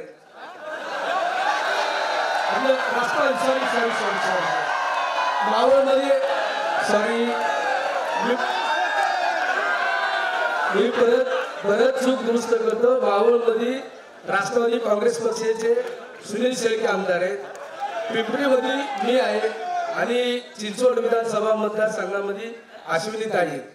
खरं तर मावळ लोकसभा मतदारसंघ जर आज तुम्ही या ठिकाणी बसले सर्वजण पाहत असेल तर हा युतीचा सर्व आमदारांचा मिळून झालेला हा मावळ लोकसभा मतदारसंघ आहे. खरं तर पिंपरी चिंचवड शहरामध्ये राष्ट्रवादी काँग्रेस पक्षाच्या माध्यमातून आदरणीय दादांनी पिंपरी चिंचवड शहराचा चेहरा मोहरा बदलण्याचं काम केलेलं आहे. त्याचे तुम्ही आम्ही सर्वजण खरे तर साक्षीदार आहे. पिंपरी विधानसभा मतदारसंघातून राष्ट्रवादी काँग्रेस पक्षाचा आमदार या नात्याने चिंचवड विधानसभा मतदारसंघातून अश्विनीताई जगताप असतील, स्वर्गीय लक्ष्मणभाऊ जगताप असतील यांनी जो विकास केलेला आहे खरं तर तुम्ही आम्ही पाहिलेला आहे. आणि महाराष्ट्र शासनाच्या वतीने सुनील शेळकेंनी मावळ लोकसभा मतदारसंघातून जो विकास केलेला आहे तोही तुम्ही आम्ही पाहिलेला आहे. खरं बघितलं तर मावळ लोकसभा मतदारसंघामध्ये राष्ट्रवादी काँग्रेस पक्षाचं बहुमत आणि प्राबल्य हे या ठिकाणी तुम्हाला सर्वांना मान्यच करावे लागणार आहे. मावळ लोकसभा मतदारसंघातून जो युतीचा उमेदवार असणार आहे राष्ट्रवादी काँग्रेस पक्षाच्या माध्यमातून आम्ही सर्वजण त्यांच्या पाठीशी मजबूतपणे आणि खंबीरपणे आदरणीय एकनाथजी शिंदे असतील, आदरणीय देवेंद्रजी फडणवीस असतील, आदरणीय दादा असतील, पंतप्रधान नरेंद्र मोदी यांचे स्वप्न पूर्ण करण्यासाठी राष्ट्रवादी काँग्रेस पक्षाच्या वतीने त्यांना संपूर्ण पाठिंबा राहील एवढेच या ठिकाणी मी सांगू इच्छितो. धन्यवाद आमदार साहेब. त्यानंतर पुढील भूमिका स्पष्ट करण्यासाठी भारतीय जनता पार्टीचे पिंपरी चिंचवड शहराचे अध्यक्ष आदरणीय शंकरभाऊ जगताप साहेब. दिशा फाउंडेशनच्या वतीनं लोकसभेचा महासंग्राम या कार्यक्रमाच्या निमित्तानं मनसगाववर ज्येष्ठ पत्रकार योगेशजी कुटे यांचं पिंपरी चिंचवडमध्ये मी मनापासून स्वागत करतो. मावळ लोकसभा मतदारसंघाच्या वतीने स्वागत करतो.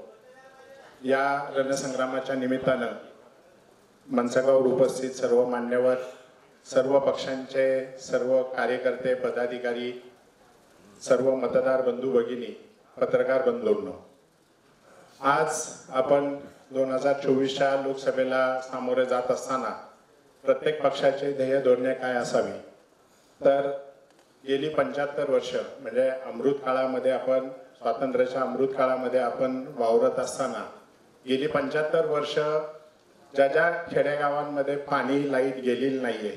मगाशीच आमचे उमेदवार आप्पांनी सांगितलं की कुठल्या किती गावापर्यंत पाणी आणि लाईट पोचलेली नव्हती. 75 वर्ष भारताला स्वातंत्र्य मिळून पण त्या खेडेगावांमध्ये पाणी आणि लाईट पोचलेली नव्हती. अशा खेडेगावांमध्ये, अशा ग्रामीण भागामध्ये पाणी आणि लाईट पोचवण्याचं काम हे माननीय नरेंद्रभाई मोदी यांच्या सरकारने 10 वर्षामध्ये केलेलं आहे.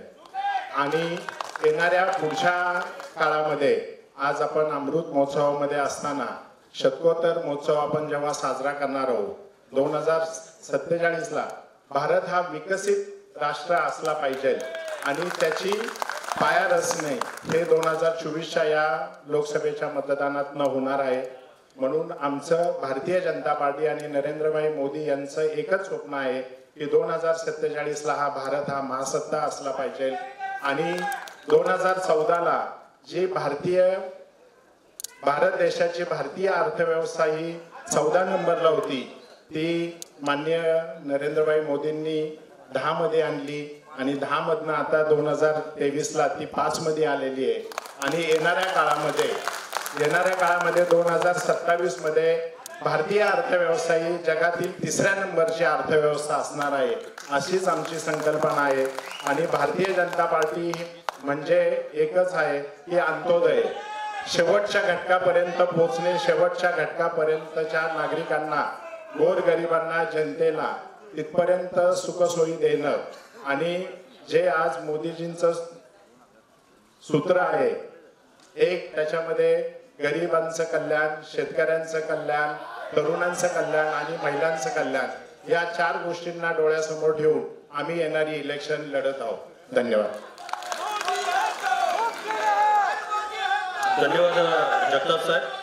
त्यानंतर या ठिकाणी आपली भूमिका स्पष्ट करण्यासाठी राष्ट्रवादी विद्यार्थी काँग्रेसचे महाराष्ट्राचे अध्यक्ष सुनीलजी गव्हाणे. धन्यवाद. खरं तर पिंपरी चिंचवड शहरामध्ये आदरणीय बाळासाहेब जवळकर शिवले सर यांच्या माध्यमातून दिशा सोशल फाउंडेशनला सुरुवात झाली. आणि या शहरामध्ये खरं तर हे शहर म्हणजे सुरुवातीला छोटी छोटी गावं होती. ही गावं एकत्रित करून या शहराचं पहिली औद्योगिक नगरी झाली, मग कामगार नगरी झाली, मग IT नगरी झाली. आता मेट्रो सिटीकडे वाटचाल हे शहर करते. पण या शहराला खऱ्या अर्थानं सांस्कृतिक, वैचारिक आणि बौद्धिक आधार देण्याचं काम जर कोणी केलं असेल तर ते पहिलं दिशा सोशल फाउंडेशनने केलंय. मला असं वाटतं की आपण सगळ्यांनी दिशा सोशल फाउंडेशनसाठी सर्वप्रथम टाळ्या वाजवल्या पाहिजे. आज या व्यासपीठावर जे मान्यवर उपस्थित आहेत त्या सगळ्यांच्या समोरच खरं तर माझ्या राजकीय जीवनाची सुरुवात झालेली आहे. त्याच्यामुळे मी माझे जे काही मुद्दे मांडतोय या सगळ्यांच्या बद्दल माझ्या मनात प्रचंड आदर आहे. पण राजकीय भूमिका घेत असताना ते मुद्दे मांडणं गरजेचं आहे. सुरुवातीला या ठिकाणी सांगितलं गेलं की पाठीमागची निवडणूक ही अजितदादा पवार विरुद्ध श्रीरंगाप्पा बारणे अशी झाली. मला असं वाटतं की तशी न होता ती उद्धव बाळासाहेब ठाकरे विरुद्ध अजितदादा पवार अशी झाली होती. आणि मग कोणीतरी सांगितलं की बाबा मावळामध्ये फक्त बारणे पॅटर्न चालतो. आपण सगळ्यांनी पाहिले की 2009 पासून या मावळ लोकसभेची जेव्हा निर्मिती झाली तेव्हापासून आज आगायत या मावळ लोकसभेमध्ये फक्त ठाकरे पॅटर्न चालले. आणि म्हणून या ठाकरे पॅटर्न मुळेच खरं तर आजपर्यंत या मावळ लोकसभेमध्ये वेगवेगळे उमेदवार निवडून आले. मगाशी आपण त्यांनी केलेल्या कामाचं 10-15 मिनिटं सगळं विवेचन केलं. या लोकसभेमध्ये कशा पद्धतीने विकास झालेला नाहीये ते आदरणीय संजय भाऊंनी सांगितलं. पण आपण ज्या वेळेस बोलत होते त्यावेळेस त्यांनी कित्येक वेळा एकनाथजी शिंदे साहेबांचं नाव घेतलं, देवेंद्रजी फडणवीस साहेबांचं नाव घेतलं, आधीमध्ये त्यांनी अजितदादा पवारांचं देखील नाव घेतलं. पण मला असं वाटतं की हीच मुलाखत शिवले सर किंवा जवळकर सरांनी 1.5-2 वर्षापूर्वी ठेवली असली तर या मुलाखतीमध्ये आपण उद्धव बाळासाहेब ठाकरेंचं नाव घेऊन सांगितलं. जे काही काम झालं त्या कामाच्या पाठीमागे उद्धव बाळासाहेब ठाकरे हे नाव होतं. म्हणून जे काही थोडं काम झालं असेल ते उद्धव बाळासाहेब ठाकरेंचं काम. मगाशी अण्णा बनसोडेंनी आदरणीय अण्णांनी सांगितलं या पिंपरी चिंचवड शहराचा विकास झाला. खरं तर या पिंपरी चिंचवडचा शहराचा विकास झालाय का? हो झालाय. पण तो कोणामुळे झाला? तर तो फक्त आणि फक्त आदरणीय शरदचंद्रजी पवार साहेबांमुळे. या शहरामध्ये ज्या मोठमोठ्या कंपन्या आल्या, अण्णासाहेब मगर साहेब असतील किंवा त्याच्यानंतर आदरणीय पवार साहेब असतील, रामकृष्ण मोरे सर असतील, हे सगळे काँग्रेसी विचारसरणीची लोक या शहरामध्ये सातत्याने काम करत होती. म्हणून या पिंपरी चिंचवड शहराचा विकास झाला. ही सगळी मोठी इंडस्ट्री जी आली ती त्यांच्यामुळे आली.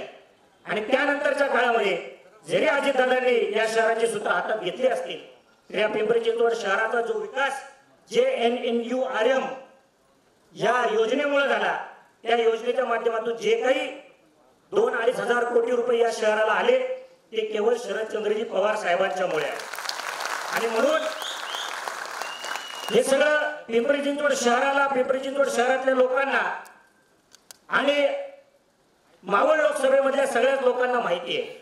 म्हणून येणारा निकाल हा महाविकास आघाडीच्या बाजूने असेल याबद्दल काही शंका नाही. आणि तसं पाहिलं तर ही निवडणूक मुळात स्थानिक मुद्द्यांच्या बरोबर राष्ट्रीय मुद्द्यांची. मागाशी शंकर भाऊंनी सांगितलं भारताची इकॉनॉमी कुठून कुठपर्यंत आली, पण त्याबरोबर ते हे सांगायला विसरले की गेल्या 60-70 वर्षामध्ये काँग्रेसच्या काळामध्ये या देशावर 2014 पर्यंत झालेलं कर्ज हे 50,90,000 कोटी होतं भाऊ. आज ते 205 लाख कोटी हे या भारतावरचं कर्ज आहे. कर्ज काढून जर अर्थव्यवस्था पुढे येत असेल तर मला असं वाटतं कागदावर मोठे मोठे आकडे फुगवले म्हणून होत नाही. आज या शहरामध्ये आज या देशामध्ये प्रचंड बेरोजगारी आहे. खरं तर या तळेगाव शहरामधून वेदांत फोक्सकॉन सारखा प्रकल्प बाहेर गेला. या शहराचा भूमिपुत्र असला या नात्याने मला त्यावेळेस वाटत होतं की या लोकसभेच्या खासदारांनी खरं तर आमचा प्रकल्प गुजरातला नेऊ नका म्हणून उपोषण केलं पाहिजे. आज आपण बघतोय महागाई असेल, बेरोजगारी असेल, हे प्रश्न फार मोठे. या प्रश्नांकडे कुठेतरी डोळेझाक करायचं, या प्रश्नापासून बाजूला करायचं. आणि दुसऱ्या बाजूला काल परवा इलेक्ट्रॉन बॉन्ड तुम्ही सगळ्यांनी पाहिलं अशा पद्धतीने मोठमोठ्या उद्योगपतींना धमकी देऊन त्यांच्याकडनं पैसे गोळा केले आणि त्या पैशाच्या माध्यमातून जाहिरातीचा वापर करून या देशामध्ये लोकांमध्ये खोटं चित्र तयार करून लोकांना फसवण्याचं काम भारतीय जनता पक्षाने गेली 10 वर्ष केलं. पण आता मात्र या देशातला शेतकरी, या देशातला तरुण जागा झालेला आहे आणि येणाऱ्या काळात हा जागा झालेला तरुण, हा जागा झालेला कामगार, हा जागा झालेला विद्यार्थी, या देशातील महिला भारतीय जनता पक्षाला आणि त्यांच्या नेत्यांना घरी बसवल्याशिवाय राहणार नाही असं मला वाटतं. धन्यवाद गवाणे साहेब. आणि त्यानंतर या ठिकाणी आपली भूमिका स्पष्ट करण्यासाठी राष्ट्रीय काँग्रेसचे महाराष्ट्र राज्याचे सचिव पृथ्वीराज साठे यांना विनंती करेल की आपण आपली भूमिका विशद करावी.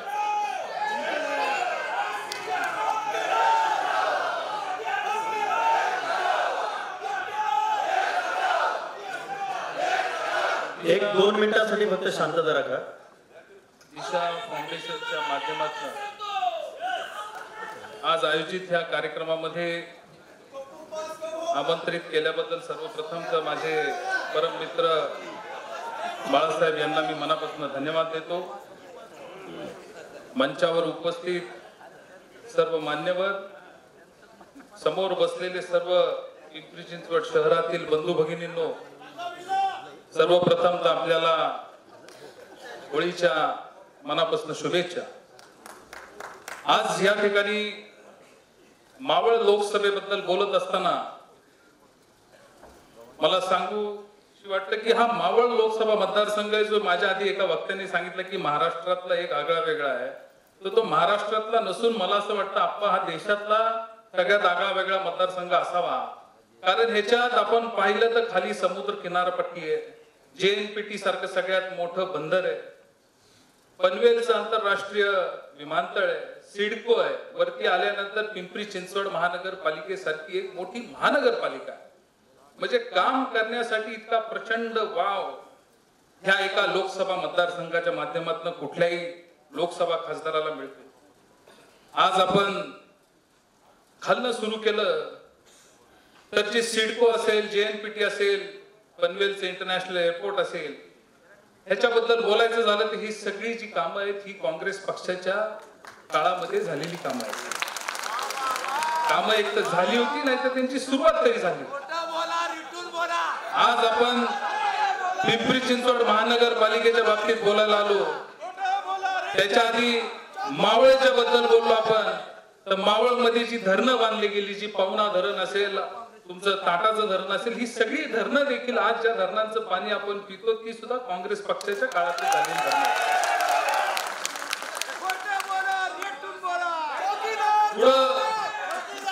पुढं आपण पिंपरी चिंचवड शहरामध्ये आलो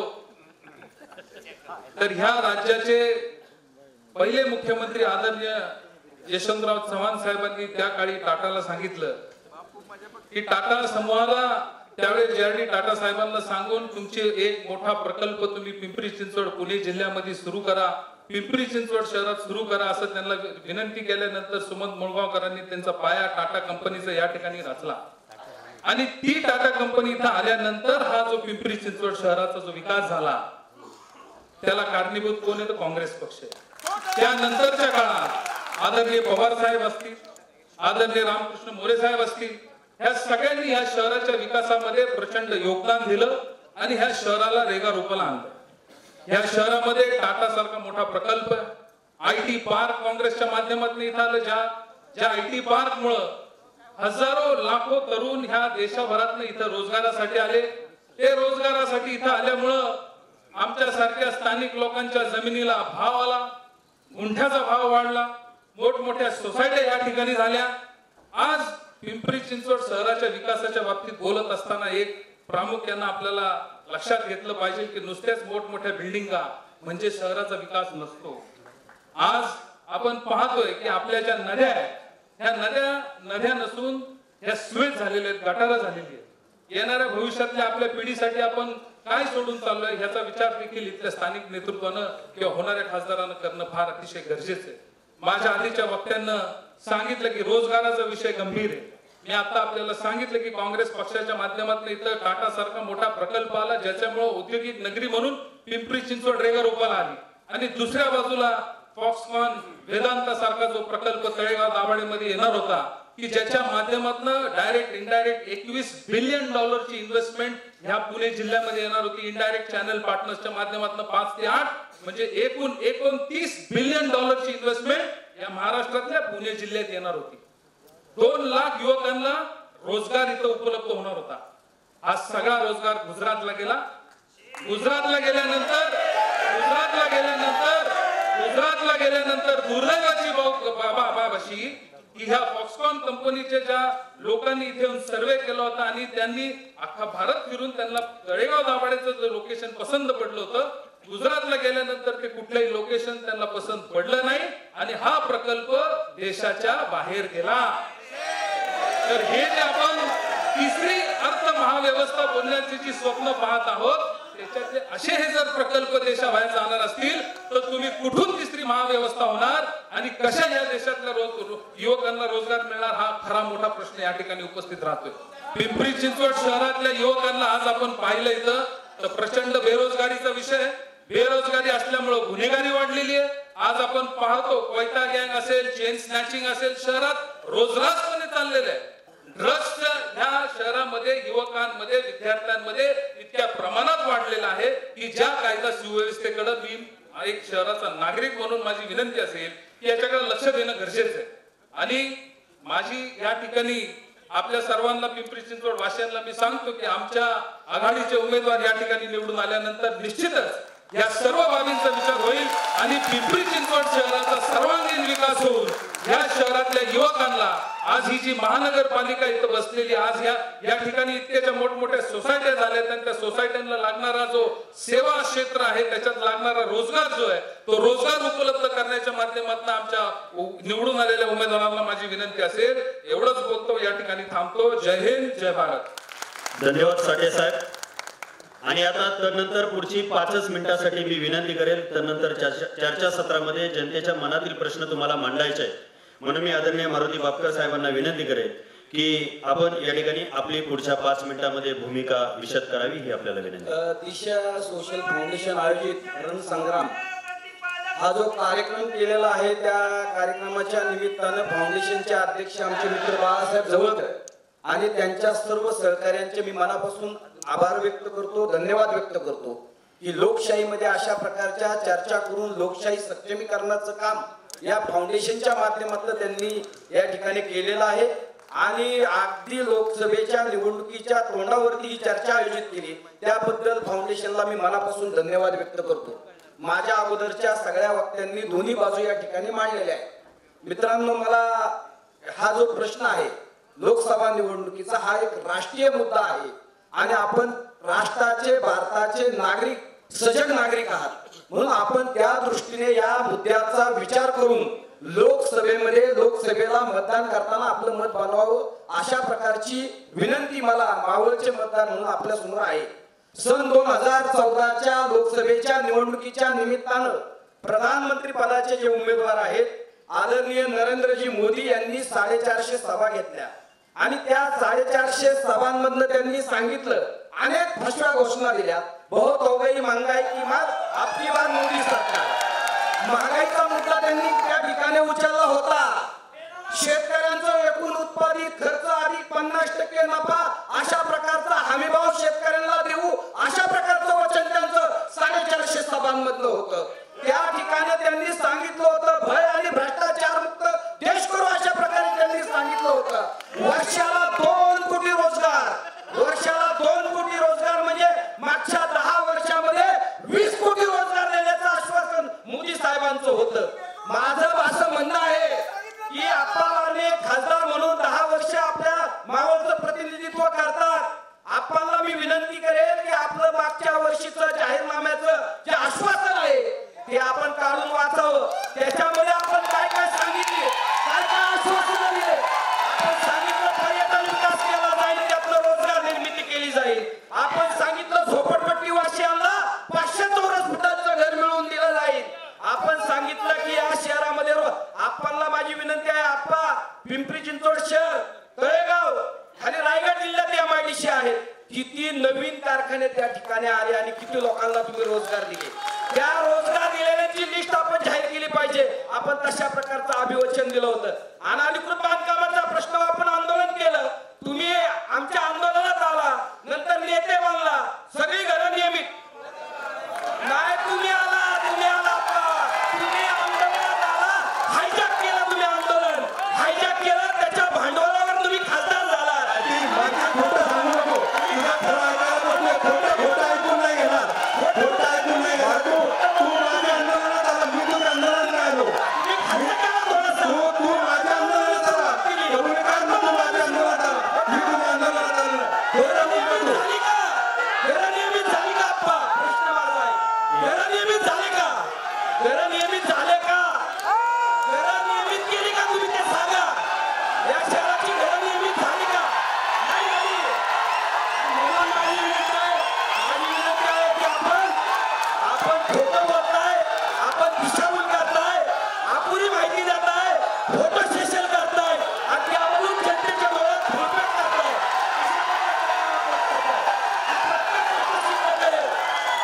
धन्यवाद.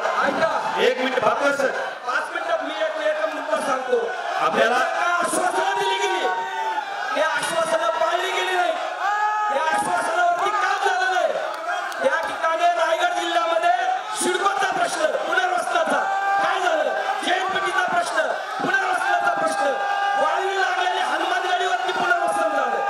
नवी मुंबई विमानतळाच्या पुनर्वसनाचा प्रश्न काय झालं. प्रश्न आहे तुमच्या प्रश्नाला आपण उत्तर देऊ. तुमच्या प्रश्नाला उत्तर आपण देऊ. 2 मिनिटं आपण बसावं आता जागेवरती.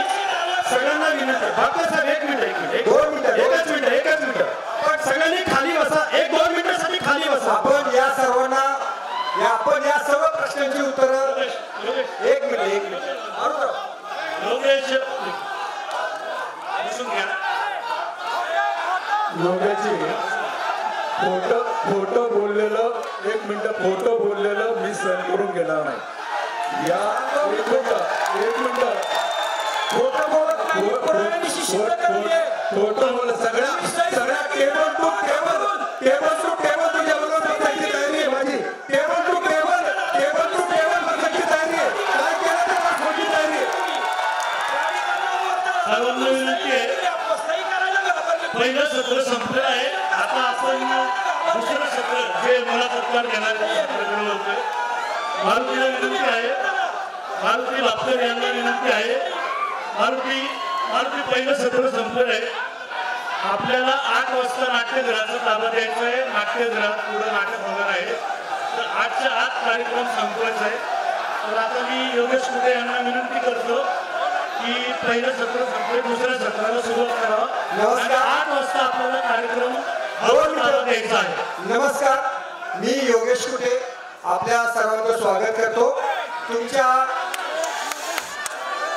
तुमच्या मनातील प्रश्न जे उमेदवार आहेत त्या उमेदवारांना आणि जे पक्षाचे पदाधिकारी आहेत त्या सर्वांना आपण विचारण्याचा प्रयत्न करणार आहोत. तर माझा मूळ जो भर आहे, जे आपले दोन उमेदवार आहेत, श्रीरंग आप्पा बारणे आणि संजोग वाघेरे, या दोघांना आपण सर्वाधिक प्रश्न विचारणार आहोत. तर माझा पहिला प्रश्न या दोघांसाठी असा आहे, आपण तुम्ही मला सांगा, दोन मिनिट सर्व शांत राहा. आपण उत्तर देऊ द्या 2 मिनिट.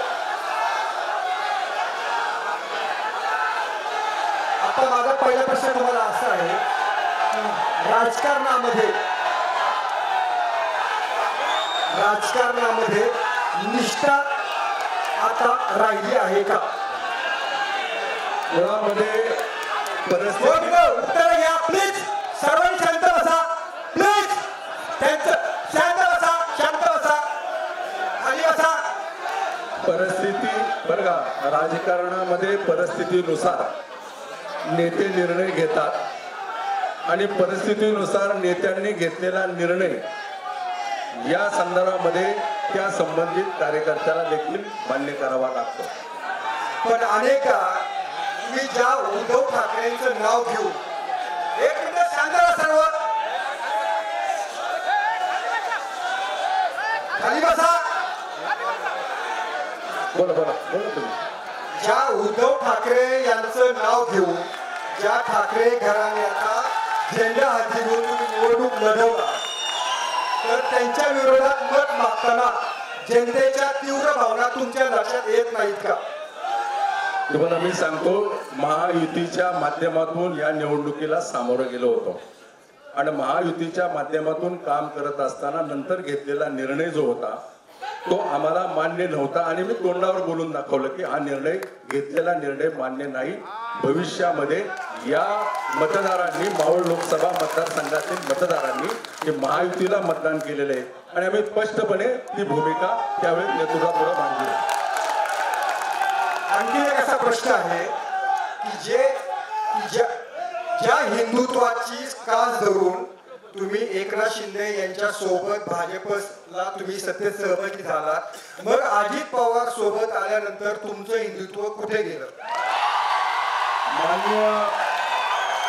माननीय पंतप्रधान नरेंद्र मोदी यांच्या नेतृत्वाखाली शिवसेना ही एकत्रपणे या निवडणुकीला सामोरे गेली होती आणि गेल्यानंतर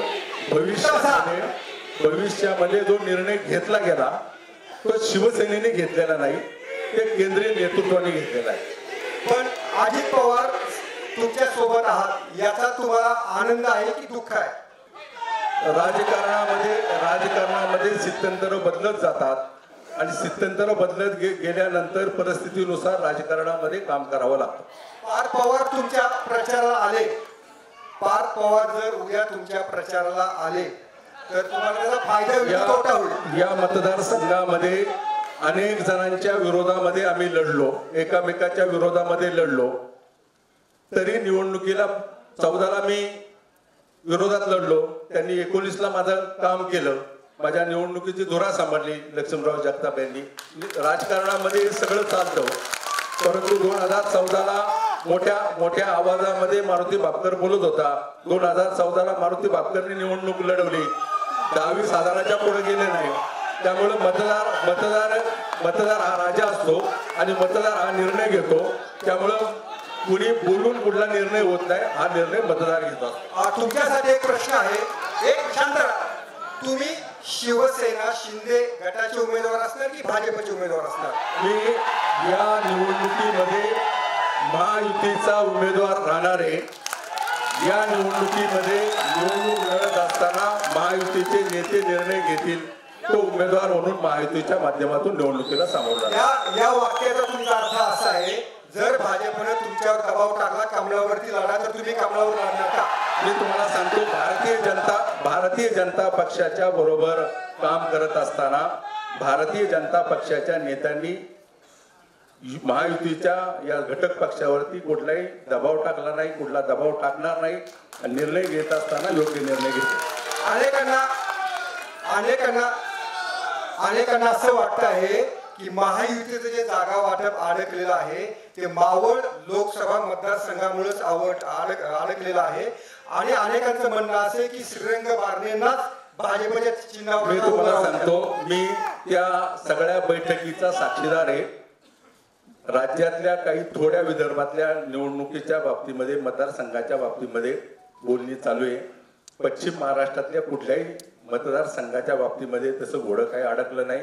ते घोडं अडकवायचं काम, ते बातमी चालवायचं काम बातमीदार न्यूजवाले करतात. त्याच्यामध्ये कुठल्या प्रकारचं तथ्य नाही. पण याच्यामध्ये उद्या खरोखरीच तुम्ही जर ज्या ठामपणे सांगता आहात, याचा अर्थ उद्या तुम्ही तुमचं जे चिन्ह असेल ते धनुष्यबाण असेल हे तुम्ही खात्रीशीररित्या आता सांगू शकाल का? निश्चितपणे.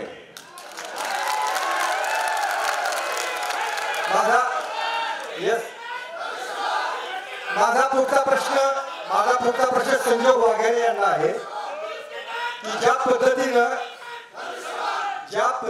एकनाथ शिंदे गट बाहेर पडला, मुख्यमंत्री असताना उद्धव ठाकरे भेटत नव्हते, आदित्य ठाकरे भेटत नव्हते, तुम्हाला उद्धव ठाकरे भेटले होते का?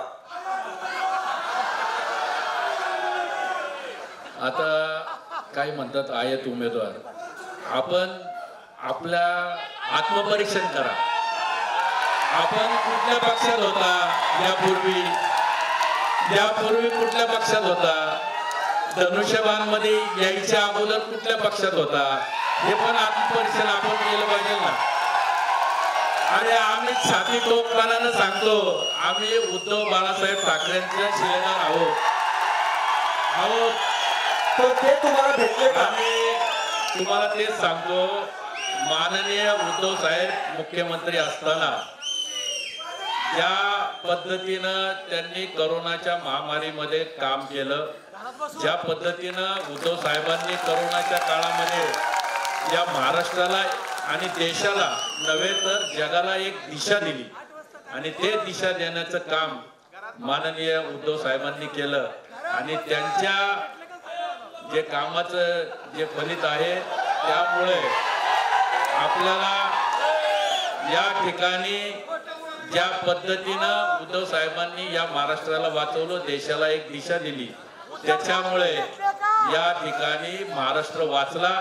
आणि मी तुम्हाला एक सांगतो, आता कोण म्हणजे कसं काय बोलतात हे त्यांचा प्रश्न आहे, परंतु उद्धव साहेबांनी दिशा देण्याचं काम केलं. तुम्हाला माझा प्रश्न थेट होता, उद्धव ठाकरेंनी तुम्हाला मातोश्रीमध्ये सहज प्रवेश दिला का कोणामार्फत फोन करावा? नाही, मला उद्धव साहेबांनी डायरेक्ट बोलवलं. उद्धव साहेबांशी माझं डायरेक्ट बोलणं झालं. मला म्हणजे मधले चमचेगिरी करणारे किंवा घोगरीगिरी करणारे लोक नाही मिळाले. मी डायरेक्ट उद्धव साहेबांना भेटलो. तुम्ही आता बोलताना तुम्हाला विकास दिसला नाही असा शब्द तुम्ही वापरला, तर त्याच्यावर अनेकांचं म्हणणं असं आहे, तुम्हाला जो विकास दिसला नाही याचा अर्थ तुमच्या डोळ्यावरती काही चुकीचा चष्मा आहे का? ज्या पद्धतीनं मी या येथील बसलेले सर्व तुमच्या सकट आपण सगळेजण जाऊ आणि मग बघा कुठं विकास आहे. माझा पुढचा प्रश्न अण्णा बनसोडे यांना आहे. आणि तुम्ही सर्वांना अण्णांच्या उत्तराची अपेक्षा तुम्हाला आहे. तुमचा जो मनातला प्रश्न आहे तोच मी त्यांना विचारणार आहे. अण्णा, मावळमध्ये विजय शिवतारे तुम्ही कोणाला करणार? मावळमध्ये विजय शिवतारे कोणाला करायचं काय कारण नाही. तुम्ही 2 दिवसापूर्वी बोलले होते, जर विजय शिवतारे यांनी जर आपली वक्तव्य थांबवली नाहीत तर आम्ही मावळामध्ये वेगळा विचार करू. आणि विजय शिवतारे यांनी तर आपण अर्ज भरणार हे ठामपणे सांगितलेलं आहे. मग तुमचा मावळातला विजय शिवतारे कोण? विजय शिवतारे हे जे आता एकनाथ शिंदे गटामध्ये म्हणजे आमच्या माहितीमध्ये ते माझे आमदार म्हणून संघटनेमध्ये कालपर्यंत होते. काल तुम्ही त्यांचं स्टेटमेंट ऐकलं का? आदरणीय मुख्यमंत्री एकनाथ शिंदेनी त्यांना सांगितलेलं आहे. स्टेटमेंट ऐकलं का?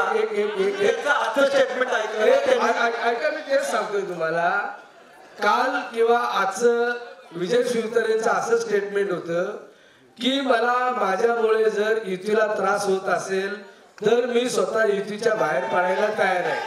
तुम्ही बघा, स्टेटमेंट त्यांचे कालचे आणि जर युतीचा धर्म जर शिवतरे पाळणारच नसतील आणि जर शिवतरे युतीचा धर्म पाळून महायुतीत जर असतील तर आमचा वेगळा विचार होईल असं मी स्टेटमेंट स्वतः दिलेलं आहे. पण याचा अर्थ तुम्हाला विजय शिवतारे बारामतीमधून दगाफटका करणार आहेत असा याचा अर्थ निघतो. मग तुमचा सशर्त किंवा बिनशर्त पाठिंबा हा बारणे यांना राहणार आहे का? ऐका एक मिनिट आम्ही एक मिनिट अरे ऐका तरी ऐका 2 मिनिटं उत्तर घ्या प्लीज. तुम्ही ऐका तरी 2 मिनिटं.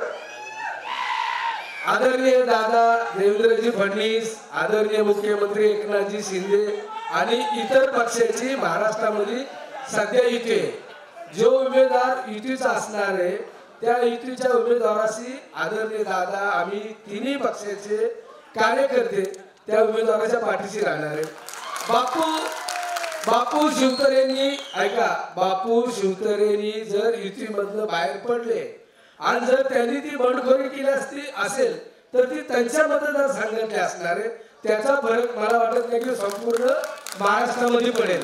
तुम्ही अण्णा ज्या पद्धतीनं महायुतीचे गोरे गात आहात तर याचा अर्थ राष्ट्रवादी काँग्रेसनं मावळ लोकसभा मतदारसंघावरचा दावा सोडला आहे का? कोण म्हणले दावा सोडलेला आहे? मी मगाशी ऐका 1 मिनिट मगाशी मी बोलत असताना तुम्हाला हेही सांगितलेले पिंपरी चिंचवड आणि मावळ ह्यामध्ये आदरणीय दादाचं प्रभाव आणि राष्ट्रवादी काँग्रेस पक्षाचा प्रभाव आहे. मी अजूनही सांगतोय की राष्ट्रवादीला कमी लेखण्यामध्ये आणि राष्ट्रवादी जर इथं प्रभुत्व नसेल असं जर तुमचं मत असेल तर ते चुकीचं आहे. तुमचं म्हणजे कोणाचं? आता तुम्ही प्रश्न केला म्हणून मी सांगतो. आता शेवटी महाराष्ट्रामध्ये महायुतीचं सरकार आहे. महायुतीचे उमेदवार ज्या ज्या ठिकाणी असणार आहे त्या ठिकाणी त्या पक्षाचे काम त्या पक्षाचे पदाधिकारी त्या पक्षाचे आमदार प्रचार करणार आहेत. त्यामुळं जर उद्या महायुतीकडनं श्रीरंग अप्पा बारणे हे शिवसेनेचे उमेदवार असतील तर राष्ट्रवादी काँग्रेस हा आपला दावा सोडणार. महायुतीचा धर्म आम्ही पाळणार ना. तुम्ही पाळणार. ओके. मी तुमच्या मनातील काही जे प्रश्न आहेत ते या दोन्ही उमेदवारांना विचारणार आहे. आपा तुम्ही सर्वसामान्यांच्या हिताच्या गप्पा किंवा गोष्टी केल्या तर मला 2 गोष्टी विचारायच्या आहेत. तुम्ही लोकल ज्या रेल्वेचा तुम्ही उल्लेख केला, रेल्वेच्या विकासासाठी तुम्ही काय केलं ते सांगितलं. तुम्ही स्वतः रेल्वेनं लोकलनं शेवटचा प्रवास केव्हा केला? मी तुम्हाला सांगतो, मी लोकलनी अनेक वेळा गेलेलो आहे. गेल्या दीड महिन्यापूर्वी. एक मिनिट जरा. कोण आहे? 1 मिनिट. हा हॅलो देतो ना उत्तर. कोण आहे रे? शांत राहा. बस रे बस. आवाज करू नका. मी तुम्हाला सांगतो चर्चा खुल्या वातावरणामध्ये होऊ द्या, एकमेकांना ठोकू नका. मी तुम्हाला सांगतो या मतदारसंघामध्ये सर्वाधिक रेल्वेचं जाळे निर्माण करण्याचं काम केलं. तुम्ही लोकलनी फिरण्याचा प्रश्न म्हणताय. चिंचवड मध्ये रेल्वेच्या स्टेशनचं भूमिपूजन झालं आणि नंतर भूमिपूजन होतं तळेगावला गेल्या 2 महिन्यापूर्वी 1.5 महिन्यापूर्वी. मी लोकलनी चिंचवड टू तळेगावला गेलो. तुम्हाला सांगतो एखादा लोकप्रतिनिधी लोकलनी जाणं हा त्याच्यातला भाग नाही. प्रवासी संघटना लोकलच्या त्यांच्या समस्या जाणून घेणं आणि ते मार्गी लावणं हे काम आम्ही करतो. कोरोना कालावधीमध्ये देशभरातल्या केवळ मावळ नाही देशभरातल्या अनेक रेल्वे स्टेशनचे थांबे बंद केले होते. अनेक रेल्वे मार्गाच्या काही गाड्या बंद केल्या होत्या, परंतु नंतरच्या कालावधीमध्ये त्या चालू केल्या आणि त्याचाच भाग कोरोनामध्ये दुपारच्या वेळेस पुणे लोणावळा लोकल दुपारच्या वेळेस ती मेंटेनन्ससाठी ज्यावेळेस रेल्वेचे अपघात झाले देशभरामध्ये 2-3 मोठे, त्यावेळेस रेल्वेच्या बोर्डाने निर्णय घेतला की रेल्वे ज्या भागावरती जास्त धावते त्या ठिकाणी मेंटेनन्सचा टाइम ठेवायचा आणि पुणे लोणावळा या भागामध्ये मेंटेनन्सचा टाइम ठेवला. मी सातत्यानं मागणी केली आणि मेंटेनन्सच्या टाइम ठेवल्यानंतर दुपारच्या वेळेस ते रेल्वे चालू करण्याचा निर्णय घेतला आणि ही कुणकुण खरं तर खाली लागली की रेल्वे चालू करणार आहे आणि तदनंतर ते आंदोलन केलं. ते आंदोलन झाल्यामुळं रेल्वे विभागाने निर्णय घेतला की 15 दिवसांनी चालू करू. सोमवारी चालू करणार होते ती 15 दिवसांनी चालू केली. सांगायचं तात्पर्य एवढंच की शेवट प्रवाशांचा जीव देखील महत्वाचा आहे. या देशातील मोदींच्या नेतृत्वाखाली सत्ता आल्यानंतर देशभरामध्ये रेल्वेचं जाळं निर्माण करायचं मोठं काम रेल्वे विभागाने केलेले आणि नाकारून चालणार नाही. माझा पुढचा प्रश्न शंकर भाऊंना आहे की भाजपचं मावळ मधलं धोरण काय आहे? कारण तुमची मंडळी म्हणतात की भाजपचा जो दावा आहे मावळ हे भाजपचंच आहे. सर्वप्रथम तर भाजप हे मावळ हे भाजपचंच आहे. कारण माझ्या अगोदरच्या वक्त्यांनी सांगितलं तर 1992ची इलेक्शन असू द्या 97ची असू द्या, जेव्हा बारामती लोकसभा मतदारसंघ हा पिंपरी चिंचवड बारामतीमध्ये होता तेव्हा सुद्धा प्रतिभाताई आमच्या लोखंडे भारतीय जनता पार्टीच्या उमेदवार होत्या. त्याच्यानंतर विराज काकडे होते. अशा लोकांना सुद्धा पिंपरी चिंचवडमधनं भाजपला हा मताधिक्य असायचा. आणि आत्ताची जर आपण 6 मतदारसंघातली पाहिलं तर 3 आमदार हे भारतीय जनता पार्टीचे आहेत, 2 आमचे बाकीचे 3 सहयोगी आहेत. आणि निश्चितच कार्यकर्त्यांची मागणी आहे तर आम्ही भारतीय जनता पार्टीला हा मावळ मतदारसंघ सुटावा अशी आमची भारतीय जनता पार्टीच्या कार्यकर्त्यांची आहे. आणि त्याच्या पुढचा तुमचा प्रश्नाचं उत्तर मी अगोदरच देतो की जर प्रदेशांनी किंवा केंद्रांनी किंवा वरिष्ठांनी जर हा मतदारसंघ जर महायुतीसाठी सोडला तर निश्चितच महायुतीचं काम हे भारतीय जनता पार्टी करणार आहे.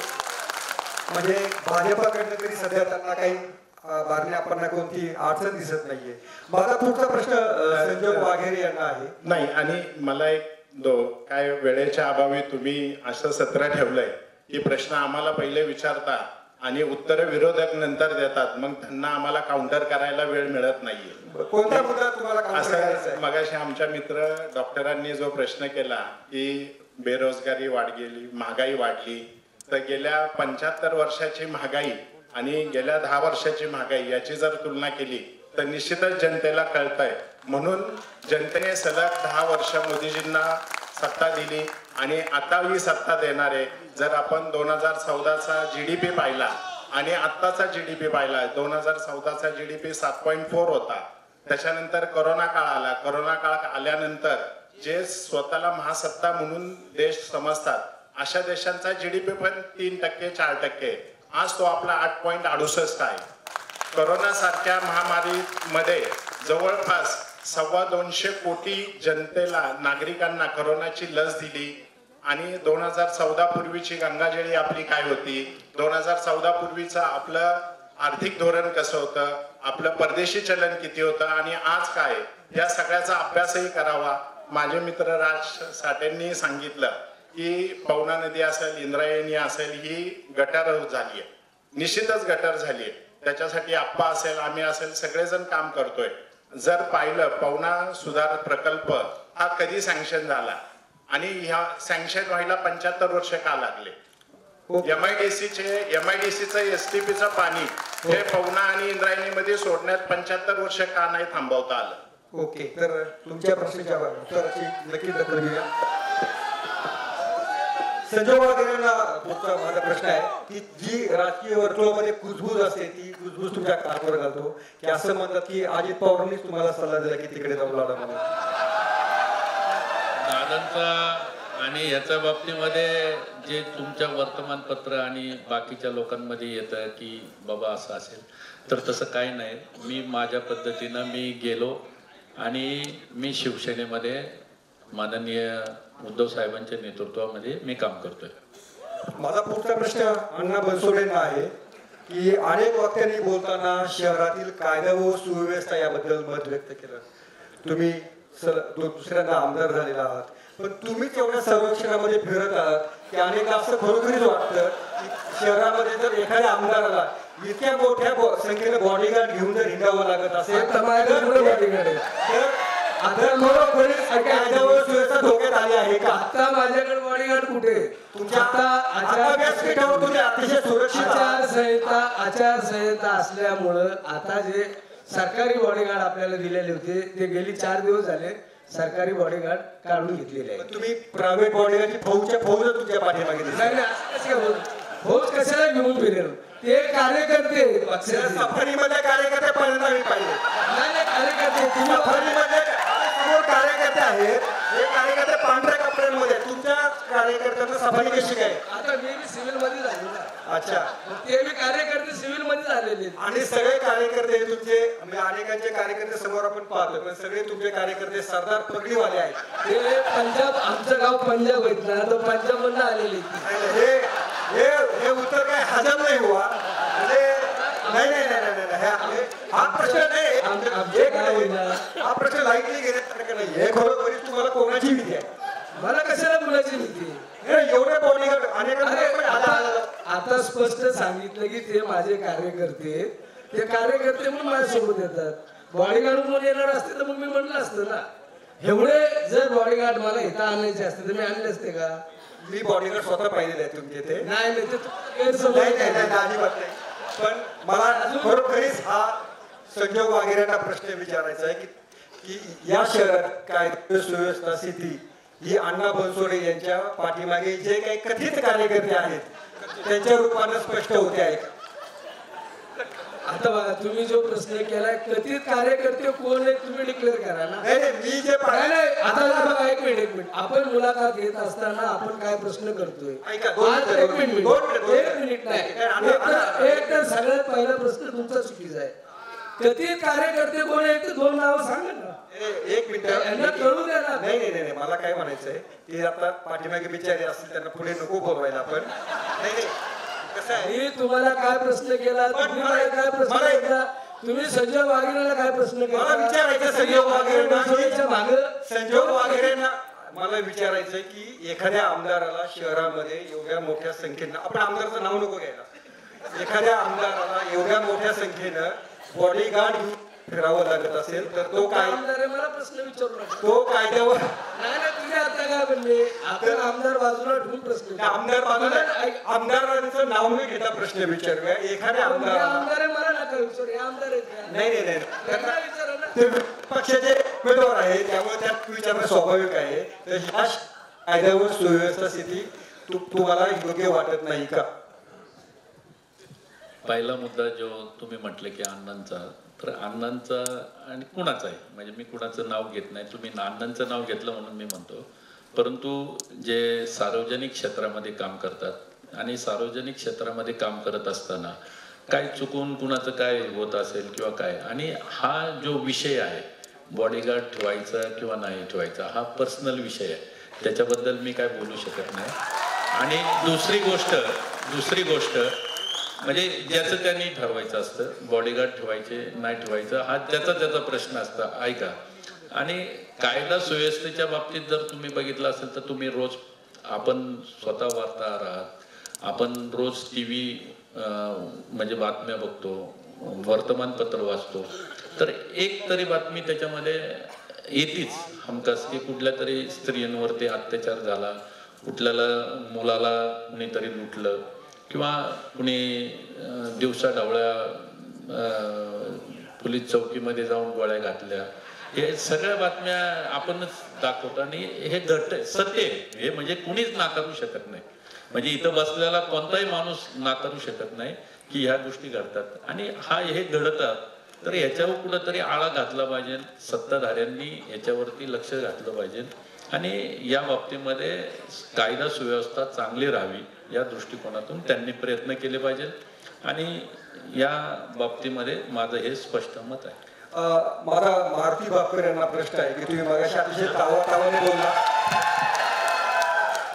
आणि तुमच्यावर खासदारांनी आरोप पण केले की तुम्ही खोटं बोलता म्हणून.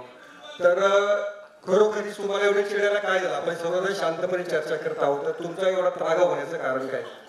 याच्यामध्ये फक्त थोडक्यात आहे. आप्पा बारणे काही माझं त्यांचं काही वैर नाही.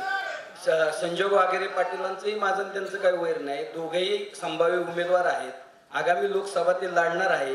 आम्हाला त्यांच्या लोकसभेशी काही देणं घेणं नाही. ही जी राष्ट्रीय स्तरावरती लोकसभेची निवडणूक आहे ही लोकशाही विरुद्ध ठोकशाही अशी होणार आहे. आप्पा बारणे त्या माध्यमातून ठोकशाहीच्या बाजूने गेलेले आहेत आणि म्हणून आप्पा बारणेला आम्ही विरोध करत असताना वस्तुस्थिती आम्ही मांडतोय की अनधिकृत बांधकामाच्या संदर्भात जे आंदोलन झालं त्याला संपूर्ण शहर साक्षी आहे. माझा मुद्दा सिंपल मुद्दा आहे की आप्पा बारणेला वर्षभर झाला आम्ही विनंती करतोय की छत्रपती शिवाजी महाराज आणि अण्णाभाऊ साठे जयंती उत्सवाची जागा मिळली पाहिजे अशा प्रकारची विनंती केली. मुख्यमंत्र्यांनी दिली, आपण अनेक आश्वासनं दिली, मात्र त्याची पूर्तता आपल्याला झाली नाही. योगेशजी एक मिनिट. योगेशजी मारुती सांगतात ती गोष्ट खरी आहे, परंतु जेव्हा ती जागा मोकळी होती त्यावेळेस तुम्ही कधी मागणी केली का? त्या जागेचं टेंडर झाल्यानंतर एक मिनिट जागेचं टेंडर झाल्यावर ती जागा त्या कुणाला दिल्यानंतर तुम्ही त्याची मागणी केली. त्या संदर्भामध्ये आयुक्तांनी मान्य मुख्यमंत्र्यांनी समिती गठीत केली. समितीने गठीत केल्यानंतर तो निर्णय देण्याच्या संदर्भामध्ये आताही प्रलंबित आहे ती गोष्ट. महापालिका आयुक्ताला सांगितलं की यांना दुसरा प्लॉट द्या आणि तो प्लॉट बदलून तो जागा रिझर्व ठेवा. मी तुमच्या मताशी 100% बरोबर आहे. मी मुख्यमंत्र्याची तुमची 2-3 वेळा भेट करून दिली. मी त्या गोष्टीचा पार्ट नाही, परंतु तुमचं पण तुम्ही ज्यावेळेस ती जागा रिक्त होती, ज्यावेळेस तुम्ही कार्यक्रम घेत होता त्यावेळेस एकदा तरी मागणी केली का? निविदा PMRDने काढल्यानंतर जागेचं वाटप झाल्यानंतर तुम्ही मागणी केली, पण तरी पण त्या गोष्टीच्या बाबतीमध्ये मी तुमच्या बरोबर आहे. तुम्ही जी मागणी करता त्याच्या बरोबर. याच्यामध्ये साहेब एक मुद्दा आहे. माझा मुद्दा सिंपल आहे की या शहरामध्ये आप्पा बारणेंनी जे काही जाहीरनाम्यामध्ये मागच्या वेळी वचनं दिलेली आहेत त्यापैकी किती पूर्ण झाले त्याचा आपण यावरती स्पष्टीकरण दिलं नाही. आणि आपण डायरेक्ट माझ्यावर आरोप केला की तुम्ही खोटं बोलताय. बांधकामाच्या आंदोलनाच्या संदर्भात मानव कांबळे आणि आमचे सर्व सहकारी आहेत, भारतीय जनता पक्षाचे सगळे लोक समोर बसलेले आहेत, सगळे सांगतील की हे आंदोलन नंतर आले त्यांनी नेतृत्व केलं, बरोबर आहे, हे बरोबर आहे. आंदोलन आम्ही सुरू केलं आणि आपण जे काय 20,000 मतदान वगैरे माझं मतदान काढलं आप्पा, हा जो अहंकार आहे वरपासून खालपर्यंत, हा अहंकार तुम्हाला घेऊन एक मिनिट आपण माईक मिळाल्यानंतर आरोप करणं सोपं असतं मारुती. माईक मिळाल्यानंतर आरोप करणं, त्या आरोपामध्ये आपण करत असलेल्या आरोपामध्ये किती तथ्य आहे आपण पहा. तुम्ही जे बोलले त्या 1 to 1 टेबलवर बसून मी ते तुम्हाला बोलायला तयार आहे, पुढे पण कोणत्याही चॅनलवर. आपल्याला आता 8 वाजता आपल्याला नाट्यगृहाचा ताबा घ्यायचा, 9 वाजता नाटक आहे. तर ज्या पद्धतीची चर्चा झाली चांगली झालेली आहे. आता शांततेत हा कार्यक्रम संपूया. आपण सगळ्यांनी या कार्यक्रमाला जो भरभरून प्रतिसाद दिला त्याबद्दल मी शतशः आभारी आहे. जसे शांतपणाने आला तसे शांतपणाने जावा आणि झालेली चर्चा ही खिलाडू वृत्तीने घ्या. इथला विषय इथंच संपवा. जय हिंद, जय महाराष्ट्र.